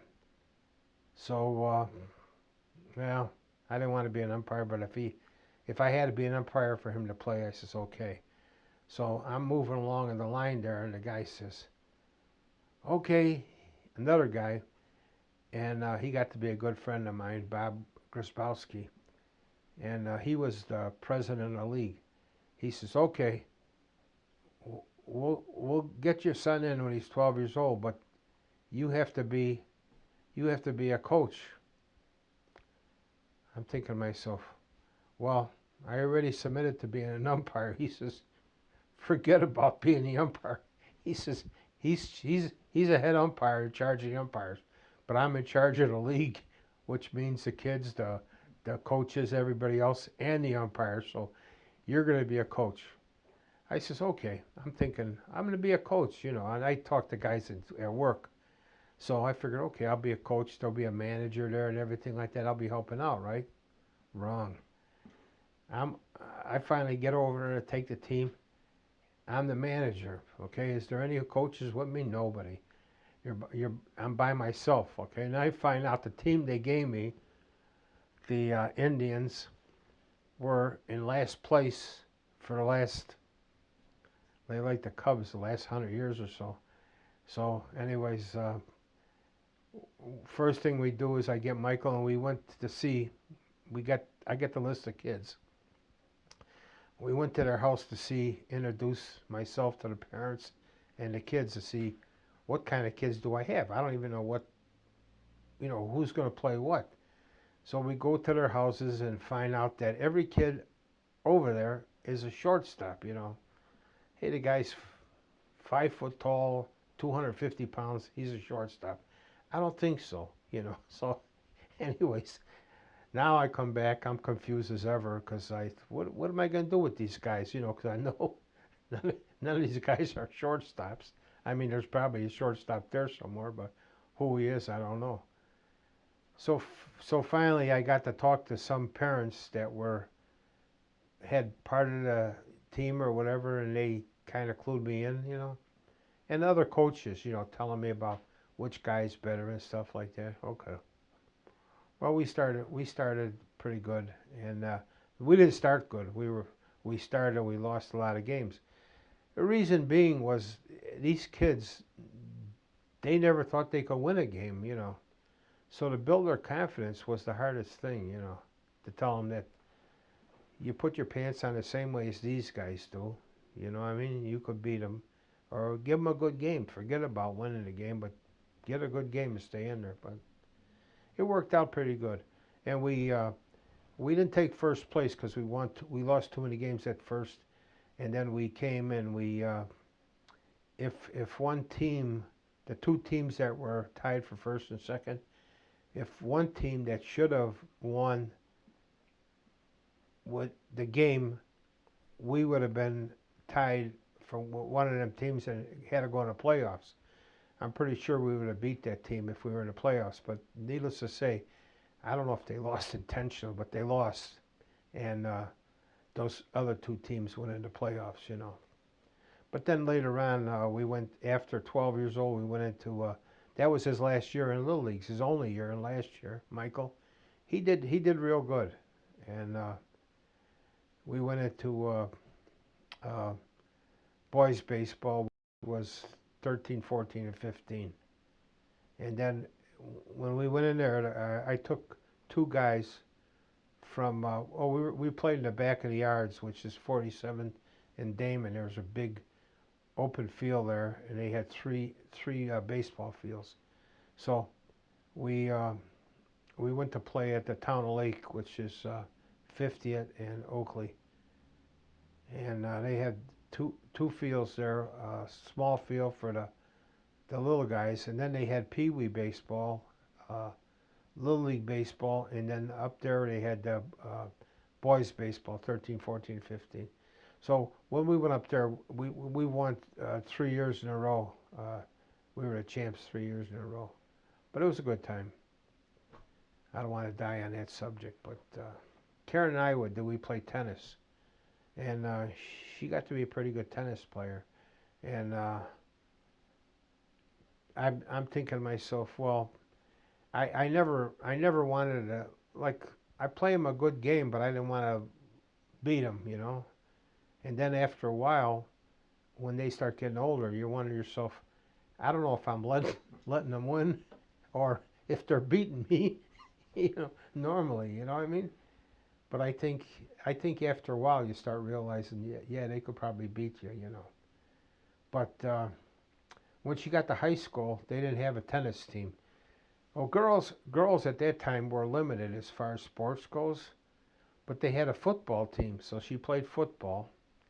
And I don't know how long they practiced every day after school and what they did, but I think they only played 2 games, and it wasn't tackle, it was like flag football or something. But it was pretty rough games. And I had a camera. I don't know if I still got the movies, but I took pictures. And she was in the line, and she played end or something, I don't know, defense in the line, and then end on offense. So they were playing some team from Irishman from the hell's the name of that team? St. Gabe's. But there was a high school there somewhere, and these girls were, in the line. They'd be talking, jargon and swearing and stuff like that. Now you couldn't hear it in the stands, but I'm over there taking pictures, so I'm closer to the field. So there's a couple timeouts, and I walk up to her. I said, "Now, Kara, talk to the girls on your team." I said, "These girls are swearing and hollering at you." I says, "Don't be afraid of them." Well, Karen's team was already took the lead. And she says, "Dad, they've been swearing and hollering even before the game started. We're not afraid of them." They won the games. Every game they played, they won. But it was kind of goofy, kind of funny, because I'd get over there to pick her up after school because she stayed after for football practice, And the coach was a guy coach, a man, and the guy was like, nah, I don't know what he was, you know, in today's society. But the girls, some of them were nasty. I don't know who was doing it, but I'm in there reading the paper or something like that in the car, and they're practicing on the field, not too far away. I'm hearing, and they're tossing all kinds of names at this guy out of school, you know. I'm saying, wow, you'd be talking to a guy like that, you know, at school? Kind of surprised me for girls to be talking like that. But I told Karen, I says, Karen, that wasn't you, right? I kind of know your voice. She said, no. But she says, this guy's kind of a goof, you know, like, and some of the stuff he does isn't right, you know. So Michael was, he was kind of a guy that you kind of knew what he liked, you know. But Karen, you couldn't, at least I couldn't buy her shoes. I take her, and one incident in a shoe store. Okay, now I don't know how old she is, but she's young, say fourth grade, you know, or so. We go in a shoe store. Now Ashland had was a shopping center from 49th to 47th, a little beyond. They had some little stores, and but most of the stores for clothing and everything were from on 48th Street or 47th, both sides of the street. Had dime stores, they had shoe stores, they had clothing stores, and in fact, one store when you made your communion, you went in there, they had a whole line of communion dresses. So you go in there to buy the communion dress, and now I don't know how old you had to be to make your communion. They say the age of reason, which is probably about 7. So I'm sitting there and reading the paper, and the guy's over there. Aren't you going to pick your daughter's dress out? He says, she'll pick it out, you know. So we go over there, and the guy walks up to me. Now she's over there still trying on a dress or getting her size fitted or something. The guy walks up to me, and he says, sir, he says, I have to tell you something. He says, I don't know if you're going to go along with it. He says, you know, he says, you didn't have any input on your daughter's dresses, but, I says, I know, but what? He said, what do you mean you know? I says, she picked out the most expensive dress. No signs on the dresses, right? He says, how do you know that? Because I said, I know her. Now, I don't know how she does it, but there was no tags on them, what they cost. But she would always have a tendency to pick out the best ones. But it was good. I was making good money, so it didn't bother me. But anyway, she picks out a nice dress. The other time we went in for a pair of shoes, and it was on the same side of the west side of the street there, shoe stores, which she likes. She only had a couple of shoe stores she liked out of about maybe 4 or 5. So anyways, she goes over there, and at that time, all the shoes were in the windows. They had numbers on them underneath, you know, like say 5501, you know, and stuff like that. So you looked at the shoe and say, okay, I want to try 5501. The guy'd measure your size, what size you were, shoe, and then go get that shoe out in that size. So here we go again. I'm sitting down there. I got a newspaper, and I'm reading the paper, and she's over there with the guy. And the guy says, I said, you having a hard time finding that shoe? He said, well, sir, I don't really have that shoe in stock now, but I'm gonna get her a shoe that's comparable to this one, you know. I said, oh, you think so? He says, yeah. I said, well, I got some time. I should be leaving right now, but I got some time. We'll see how good you're going to do with her. You know, I figured, okay, the guy don't know her. So the next thing you know, I'm in there kind of looking at the sports section. I'm engrossed in the newspaper. I look up. There was a stack of boxes, probably about 3.5, 4 foot high, and about, I'd say 6 or 7 foot wide. It must have been 20 or 30 boxes out there. And I look at it, I said, oh, how you doing? You gonna sell her one of those shoes that she don't want? And the guy says, oh, I guess I'm not gonna sell her a shoe, you know. I says, I told you that before, you know. So we got up and walked out. So now I said, Carol, what was the shoe you wanted again? I forgot. So we're looking at the shoes now. There was about 3 shoes that all looked the same. I said, how come you wanted that one? The other ones are almost the same shoe, but she said, no, that one got buttons on there. This one got laces. That one got a zipper or whatever the heck it was, you know. She was so, I don't know how you say it, but so partic, yeah. She was so partic, she had to have that shoe she wanted. And the other ones were almost the same shoe, but they had a little different, little tie on them or something, you know. But in them days, they had catalogs, okay? Spiegel's had a catalog, Sears had a catalog, Monkey Wards, Montgomery Wards had a catalog, and the catalog was like kind of a big phone book, and they had a whole section in there for women, a whole section in there for girls, young girls, you know, depending on what you wanted. I don't know how old they went by ages. And for boys and men and stuff like that, then they went to sports. You would have appliances and whatever you wanted, you could get it in the catalog, order it out of the catalog, or go to the store and tell them what, you know, what you wanted, show them in the catalog or find a number out. They would either get it for you or get it to a store. And it, you know, it might be not, this store might not have it, another store might have it. So the say at that time there was Toys R Us. I think there's still Toys R Us now, but the Toys R Us had a catalog, all toys, and maybe some clothes. But this other store would have whatever the catalogs were, whatever she wanted. So she might have had 3 or 4 catalogs there, and then she would tell you the page. She had a whole list now. Now I'm looking at her list, and I got to look at these catalogs. And I look, okay, here's the Sears catalog, page 14. I look at the page, and she had the code number in there, the price, the size, the whatever was in there. She had everything on there, so there was no problem. Okay, but now my problem was when I get to Toys R Us. I'm going to Toys R Us. Okay, she wants a certain doll. Well, there's stuff she wanted, you know.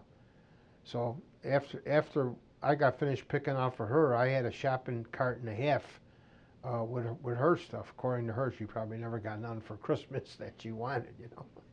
Anyways, so now I'm over there. Wow, look at the code number, you know. And I'm looking at the code number.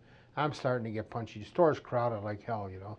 This probably was maybe a couple hours before Christmas when I'm doing this. Now, I'm like a last-minute shopper. But for her, I had to go in there a little early because I don't want her to get shut out on anything. So I'm in there, and I said, well, the only way I'm going to do this now, easier way, because people tell me, go over there, look, go over in aisle 7. Oh, man, I'm going nuts, right? So I says, I'm going to just know where these dolls are at, and I'm going to look for the price, because she had the exact price on there, $18.95, okay? Some of them were $18 or something like that, but not too many $18.95. So I figured, okay, $18.95. The only one $18.95, that's the one. And I looked, the rest of the stuff matched, okay, boom, boom. So I start going pretty good with that. And I got good at it, you know, after so many years. But that's how Karen was. She was very, very particular person as far as what she wanted, you know. Michael was, like, say, Hot Wheels. He would tell you Hot Wheels, but he had so many cars and everything like that, it wouldn't make any difference what kind you got him, you know, and certain things, you know, but not too particular, and never told you about where it was in the catalog or anything like that. You had to go get it yourself, you know. And then I always thought to myself, well, they don't like it, I can always bring it back. But they didn't have to bring too much stuff back. Like they had a little, they'd plant stuff in the backyard. Michael had a pumpkin. I didn't realize it, but the pumpkin, you plant a pumpkin seed, and it comes out, and it's a long vine, and it might go out 10 or 15 feet, and then the pumpkin starts to grow. I mean, a pumpkin, or was it a pumpkin or a watermelon? I think it was a pumpkin. and I'm cutting the grass, and I cut through that. It was a watermelon. Sorry, now I remember. So I cut through the vine. I said, uh-oh. So I got some scotch tape and I put it together and I taped it up and put it in the grass so you couldn't see it. And his watermelon is still growing out there, but he finally spotted flaw and all that stuff, you know. So I was working on the south side or somewhere, and this like a little place where these trucks came with watermelons and fruits and vegetables and all, but not Saltwater Market down there where Jewtown was. But this was right on like Wentworth, and it was on the east side of the street. So I'm coming by and look, this guy has a big truck with watermelons on there. I said, wow. So I turn around and I'm looking at them watermelons. He says, how much do them watermelons weigh? He says, oh, all different sizes. I said, you got one that weighs, the biggest one would weigh 100 pounds and all? He says, well, I might probably have a couple in there 100 pounders. I says, he had a scale on the truck too, you know. But this truck had all watermelons coming from the Southland somewhere. So he finally picks up a watermelon, and he says, well, I could probably be looking for another half hour, but he said, this one's 94 pounds. I says, close enough. I'll take it. I'll buy that watermelon, you know. So I buy that watermelon.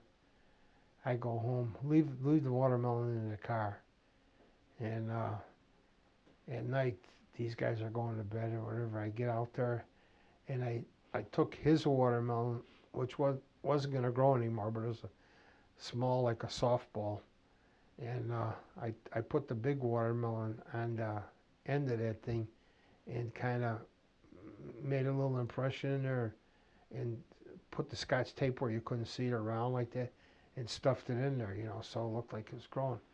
And then I started, you start the story going. I said, you know, sometimes Jack and the Beanstalk, these things sprout up overnight. You never can tell. I said, so keep your eye on that watermelon, because I said it might get over big, you know. So I don't know when he looked out there, maybe a day or two, he finally looked out. Now, this watermelon's already out there, 100-pound watermelon, 94 pounds. He spots it. He says, Dad, look at that watermelon, the size that grew. I said, what did I tell you? Well, how does it look now? So we go out there and look at it. 94-pound watermelon. He says, wow. I said, see what happens? You take your eye off of it, it's going to get big, you know. So then the thing is huge, okay? So now Jerry says, what are you going to do with that watermelon? We'll be eating watermelon. I said, I like watermelon. She says, you ain't going to like that much watermelon, you know.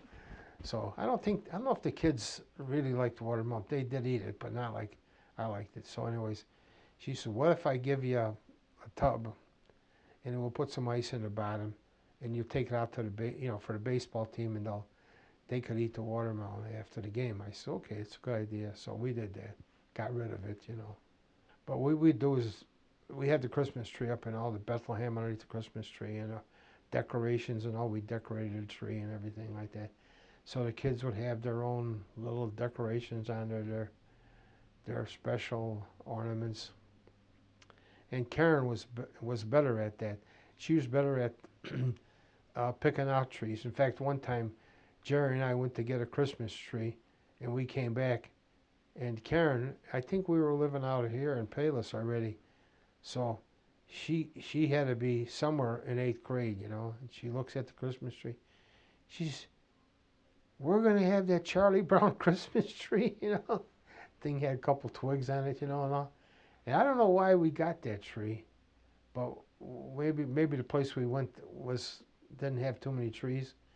So I said, well, what are you gonna do? You know, we couldn't find it. She says, I'll go with you. So she went with us, and we spent a good day looking for a tree, but she picked out a good tree. And then after that, I didn't mess around with no Christmas tree. I took her with, and we always got a good Christmas tree, you know.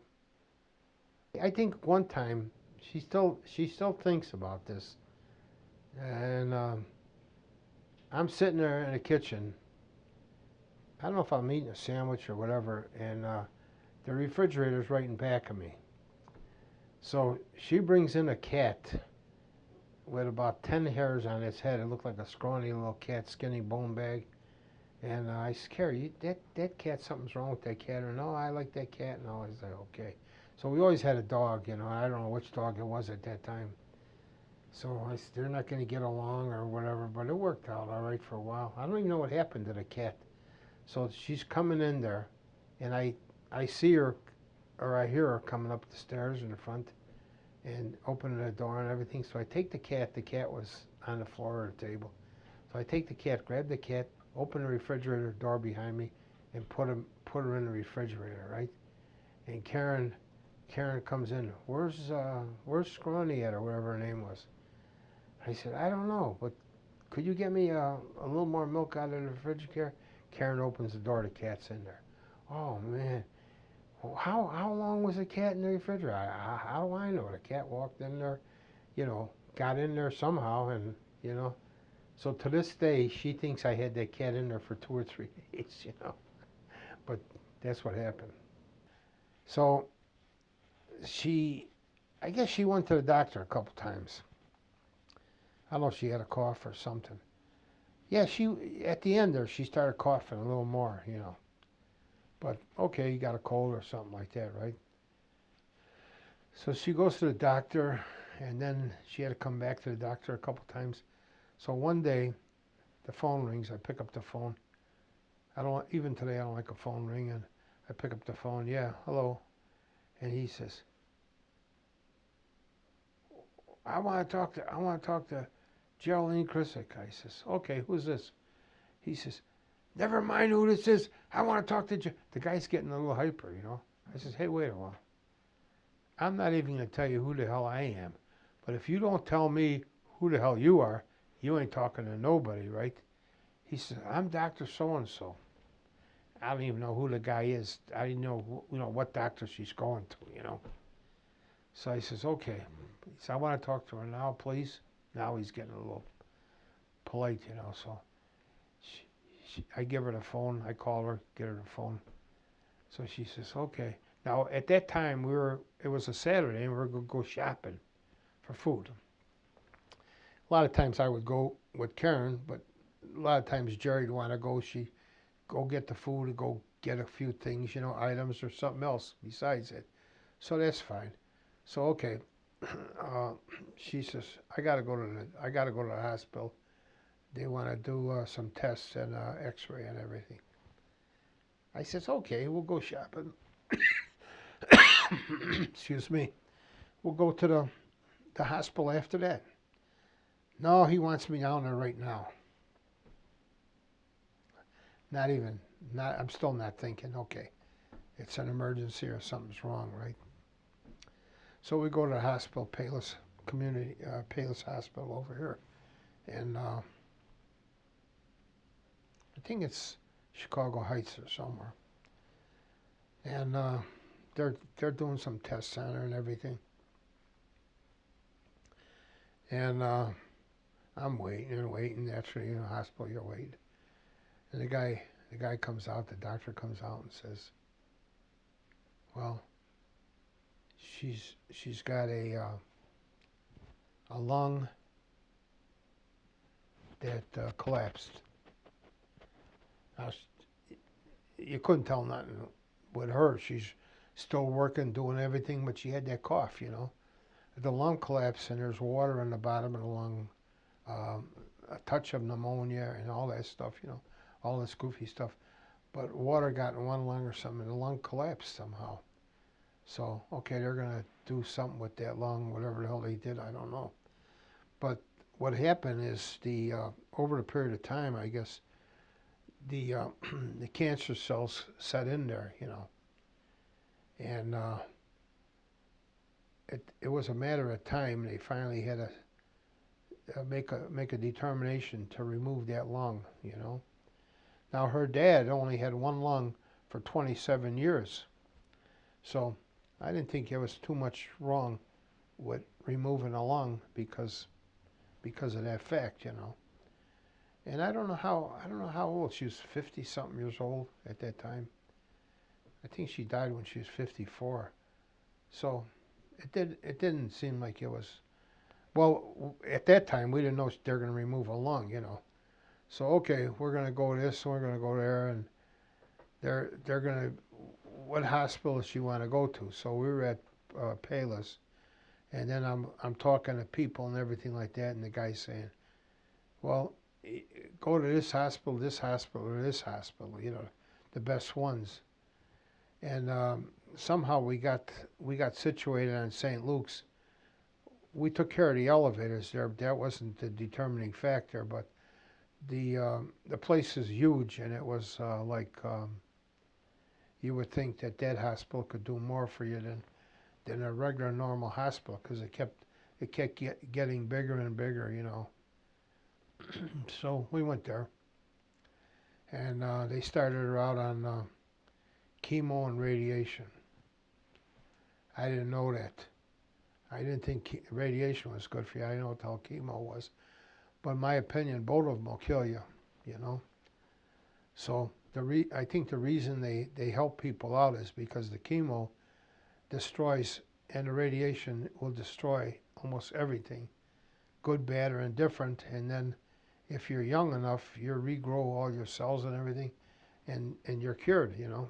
But if you're not, and if you have a weak tendency, you're going to go. So she went. Now, she didn't stay in the hospital, but she went like so many days a week for the chemo, and then so many times for the radiation. I would take her there, and she'd be in there for a day or so, or I'd go home with her after that, you know. And it was just like back and forth. She never complained or about anything, you know, nothing, you know. So that's why I explained to Karen. I says, "Did you ever hear her complaining about anything or being in pain or anything?" Karen says, "No, you're right. She never did." You know. How was she during this process? Was she scared? I mean, did she talk? Oh, Did you guys talk about this? Or? Karen? No, I mean, your mom. Jerry? Yeah. Oh, she hell of a lot better than I was, you know. 'Cause I'm over there. Like when something's happening to somebody else, you don't know what the hell's happening, you know. And if you ask her something, like even about the stupid room, you know. I mean, to me, it would bug the hell out of me if I had some other goof in there complaining about something, you know. I want my private room. That's it, you know. For $10, I'll do it, you know. I don't mean about the room. I mean about was she scared about dying and that kind of thing. I don't think that. No, that's what I'm saying. Did you guys talk about that or not really? Uh, I doubt if we did. Oh, she had the last rites, you know. In fact, she's going in for the operation with her lungs. There's a nurse taking her in there. Karen and Michael were there, and I says, "Oh, nurse, hold it 1 second, you know, before they're taking her in the prep room." She says, "What?" I says, "We're Catholics." She's a Catholic. I says, "I like to have her. I like to have a Catholic priest come and give her the last rites, you know." And the nurse is going in. I said, "Hold on a second." I said, "Has to be a Catholic priest. It can't be a chaplain or anything. Catholic priest, you know." And the black nurse turns around. She says, "I understand, sir. I'm Catholic too." I said, "Well, you made me feel a little better now, you know, because you know people don't understand. You get a chaplain, it could be any kind of, you know, heathen or whatever it is. I don't know what the hell they are, you know. But anyways, she did have a priest come and give her last rites. That was only for the operation, you know. But then later on, she started deteriorating. And how she did was her appetite start going, and different things, you know. So anything you want, you know, what do you want? What do you want? Now I'm talking to these doctors. Now some of these guys, they give you a list on what's vitamins and all this stuff, you know. So some doctor says anything she wants, any kind of food, as long as she's eating some, get it for her. I don't care if it's good, bad, or indifferent. She wants to eat, get it for her. So she wanted the one time she wanted a chocolate I don't know if I'm saying it right, some kind of chocolate cream pie, you know. I'm thinking to myself, never heard her even ask for a chocolate cream pie. Michael's kind of partial to chocolate and not caring so much, but okay, I'll find one. You go to the bakery, guy says, yeah, I could get you a chocolate cream pie, but it won't be this week. We'll be making them next week. What? Go to another place, go to another place. Went to about 5 or 6 places, you know. Then all of a sudden this, I forgot what the name of this, Oceans or something like that, they used to be on 79 in Harlem. And Jerry liked to go into that store. Um, it was French or something like that. And they had these, from the previous store, they had these bakers back there. They were like Polish women. They were baking cakes and pies and all, you know. So I asked this woman, I says, "You have a chocolate cream pie?" She says, "Yeah, we got one. It's kind of large, but," I said, "That's okay." She brought me out a chocolate cream pie that was probably like a pizza. It was huge, you know. So she says, I'm sure you don't want the pie." I said, "I'll take it. Are you kidding?" So I take the pie back home, and we get back there, and Karen was with me, so she cuts her a piece and stuff like that, you know. So the next day I'm looking, the pie's still there. The pie's still there, but that one piece cut off. So I says, "Jerry, we forgetting about the chocolate cream pie?" I says, I says, "We're not giving it to you or what, you know?" I don't know how the hell I put it. But she says, "No." She says, "I just don't have a taste for it now." I said, "Well, you had that one piece." She says, "Yeah, but that was all I needed," you know. I said, "Wow, it was kind of goofy, like some of the stuff, you know, like that. How her taste was coming and going about different things. She liked certain things, certain times, and for a while. But at the end there, she about stopped eating, and certain things were coming to like a point. Then I asked this one doctor came in, a young guy, nice guy, but and it's a teaching hospital too, so they have people come in there and they would be checking and all that stuff, you know. So I stopped one guy. I says, "Hey, I come in here 2 or 3 times a day. I stay there 1, 2 o'clock in the morning." They didn't care, you know. And plus, we took care of the elevator, so we had a guy working till midnight there, you know. So, anyways, I said, "You got a list here?" "Yeah." I said, "The guy who came in before you, did he have the same list?" He says, "Yeah."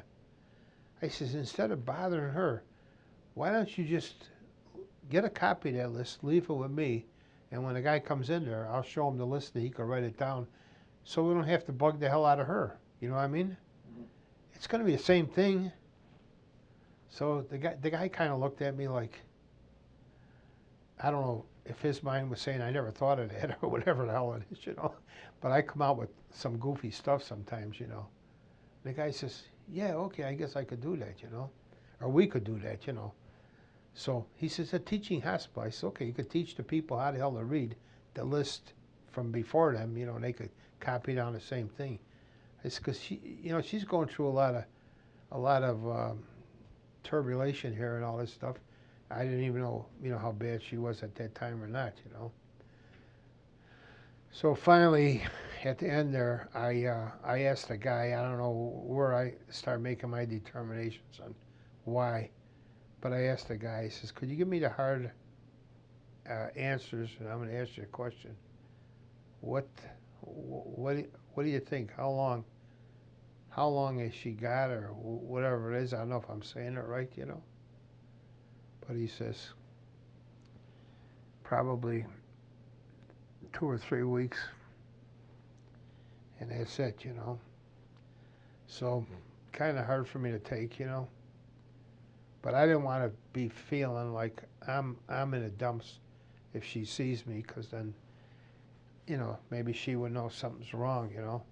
But her food was not. She wasn't eating her food. Nurses tell you a lot of stuff more than the doctors, you know. And her veins were collapsing. It was hard to find her veins anymore, and a few other things, you know. So I'm reading these goofy books they tell you to read, and a damn books. The guy said, "Oh, read this, read that." Okay, okay. I read all these books. Okay, I know there's at that time there were 7 different types, 7 different kinds of cancer. You know, okay, okay, but I never found out what kind of cancer cells she had.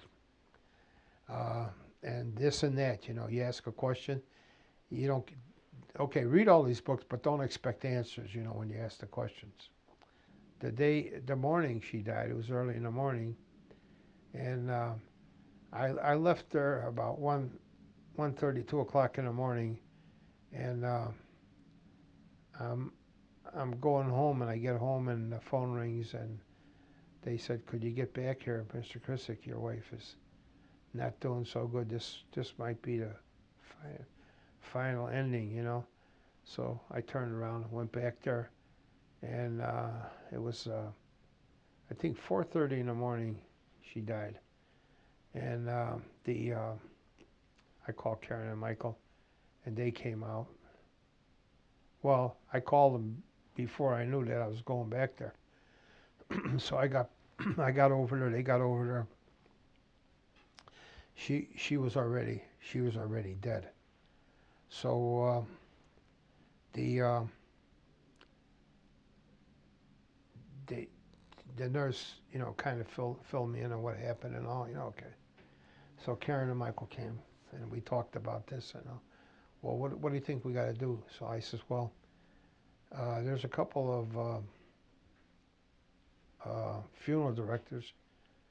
I got one from a guy I worked with. He went to school with this guy Lugan, and he got 2 places right around us, you know. So I said, okay, that'll be close to us, and you don't have to travel too far and everything, because I didn't know she's only going to be waked out one day, right? So before the old days, you waked out 3 days. So um, the guy comes on, or you sit there. Karen and I went there. Oh, getting ahead of myself. It's kind of raining out that day. And I said, why don't you guys go with the funeral director, keep me posted, call me up and everything like that, you know. And I don't even know if I had a cell phone, but call the hospital and get the number.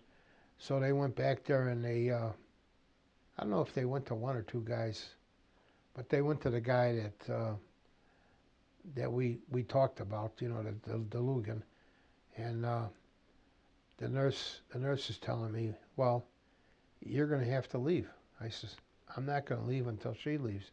Well, we're going to take her down to the morgue. I says, that's okay. What do you mean that's okay? I says, I worked in morgues, you know, right across the street, Cook County. I worked in morgues. You see, I see dead people there all the time. You know what I mean? Don't bother me. At the morgue in Cook County morgue, for crying, a lot of people are laying there naked, just deader than doornails, like almost trash. You could treat trash better than you could them bodies, you know. So she says, well, we can't let you in the morgue. I says, yeah, you could. I said, I'm not leaving her here without her, you know. When she goes to the undertaker, then I'll leave, you know. So, well, we don't know when he's going to be here. The phone rings, you know. I pick up the phone. He says, okay, Dad, we got this guy in there telling me all stuff. He says, okay. And the guy gets on the phone. He says, okay, sir. He says, we're going to be coming out there. It's raining and everything like that. Now we're over here. We're going to be leaving. He's giving me all the for instances, right? So I said, well, I got a little problem here. They won't let me go down to the morgue with her. He says, what do you mean? What's happening? I says, I want to stay with her till you come. He says, there should be no problem. He says, let me talk to the nurse there. So he talks to the nurse. Then he asked the nurse, let me talk to the head nurse or somebody there, right? He talks to somebody else. He said, and I could hear him now talking. He said, this man's wife just passed away. He's going to stay with his wife till I come over there. We're going to be over there maybe an hour and a half or whatever, how traffic is going to be. But people are coming to work now, so it's starting to get, you know, might be traffic building up. He said, but when we get there, we'll take her down to my, you know, car, and he'll be right there with her. That's what he wants, and that's what he's going to get, you know. He says, do I have to talk to the head surgeon, whoever the guy has run the hospital? He says, I'm pretty familiar with him. I'll talk to him too, you know. So the nurse got a little scared, or the head nurse or whatever it was. She says, okay, we'll keep him here. And she says something about, we have to charge you for another day or something like that, you know. I said, I don't care if you charge me for another week. I'm staying here with her, you know. So anyways, we did. I did. And the guy came out. Oh, and then he says, after he talked to the nurse, he says, let me talk to Mr. Chrisick again. He says, you want to talk to your son or your daughter? I says, yeah, let me talk to one of them. So Michael got back on the phone. I says, Mike? He says, yeah. I says, you're at that funeral director now? He says, yeah. I said, okay, that's the guy I want, you know? You don't have to go to no other guys. That's the guy right there. So, I mean, when he made that decision that I'm staying there and agreeing with me, and I said, that was it, you know. So, okay, we got that guy. So now Karen and I, we got back home and we're talking about, you know, how we're going to have her waked out, you know. I says, well, you know, by the time you start calling people up and don't calling people up and you didn't tell this guy, you didn't tell that guy, and all this stupid stuff, why don't we, I had a guy, a black guy, his brother died, and they had relatives from all over the whole United States and the islands too, you know. So I said, hey, Cap, when you going to tell me when your brother's going to be waked out? He said, Mike, it won't be for another month or so. I said, a month? They put him on ice for a month. I says, wow. So I says, it'd be nice if we, not a month, but keep Jerry in there for a week or so, and then we could, you know, so everything don't get screwed up, right, you know? So I know we're going to put her in a mausoleum and all this stuff. I'm thinking about that stuff, you know. But that was it, you know. So, okay. So I talked to the kids about that, and then I don't know if they agreed with me or not, but I explained it and everything, and they kind of went along with it. Yeah, that ain't a bad idea, okay? So now we have to go by her mother's still living. We have to go by her mother's house and tell the mother, you know. Call her up? No, we're going to go in there. So we went over there, and we're talking to Grandma at duty, and tell her, bad enough to tell her her daughter died. Her son died maybe 3 or 4 years before that. Now, that was older than Jerry's son. He was older than Jerry. But now her daughter said, 2 kids in a lifetime. So her mom's taking it pretty good, but breaking up a little bit, you know. Anyways, she says, Mike, when is she going to be waked out? Now this was, I don't know what time we got there, 8, 9 o'clock in the morning. When is she going to be waked out, today or tomorrow? I said, today or tomorrow. You know, we know the funeral director, but we never went there to talk to the guy or anything. I says, Graham, I don't know when she's going to be waked out, you know. In fact, I don't even know what day, right now I don't even know what day it was. But I said, we got to go talk to the funeral director, get everything there, go to the cemetery, go here, you know, and all this, you know, crap we got to do.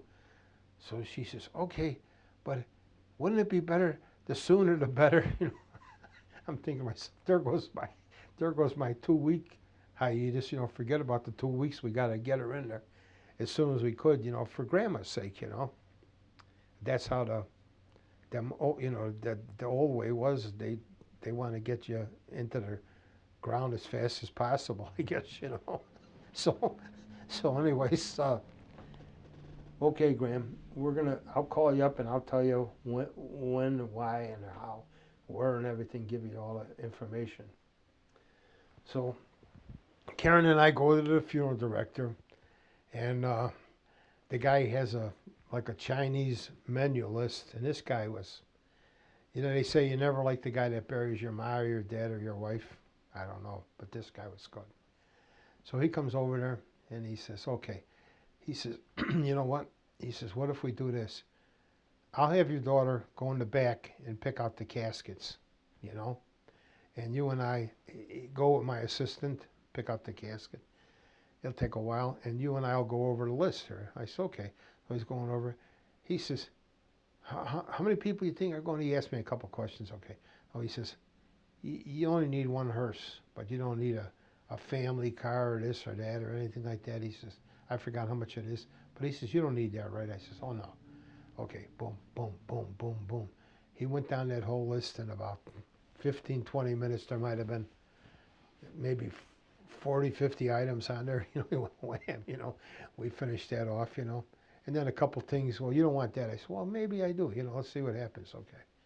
So then Karen comes out picking out a casket. And he's looking at a casket. He says, oh, sir. He says, you could step in my office over here. And I'm going, what for? Okay.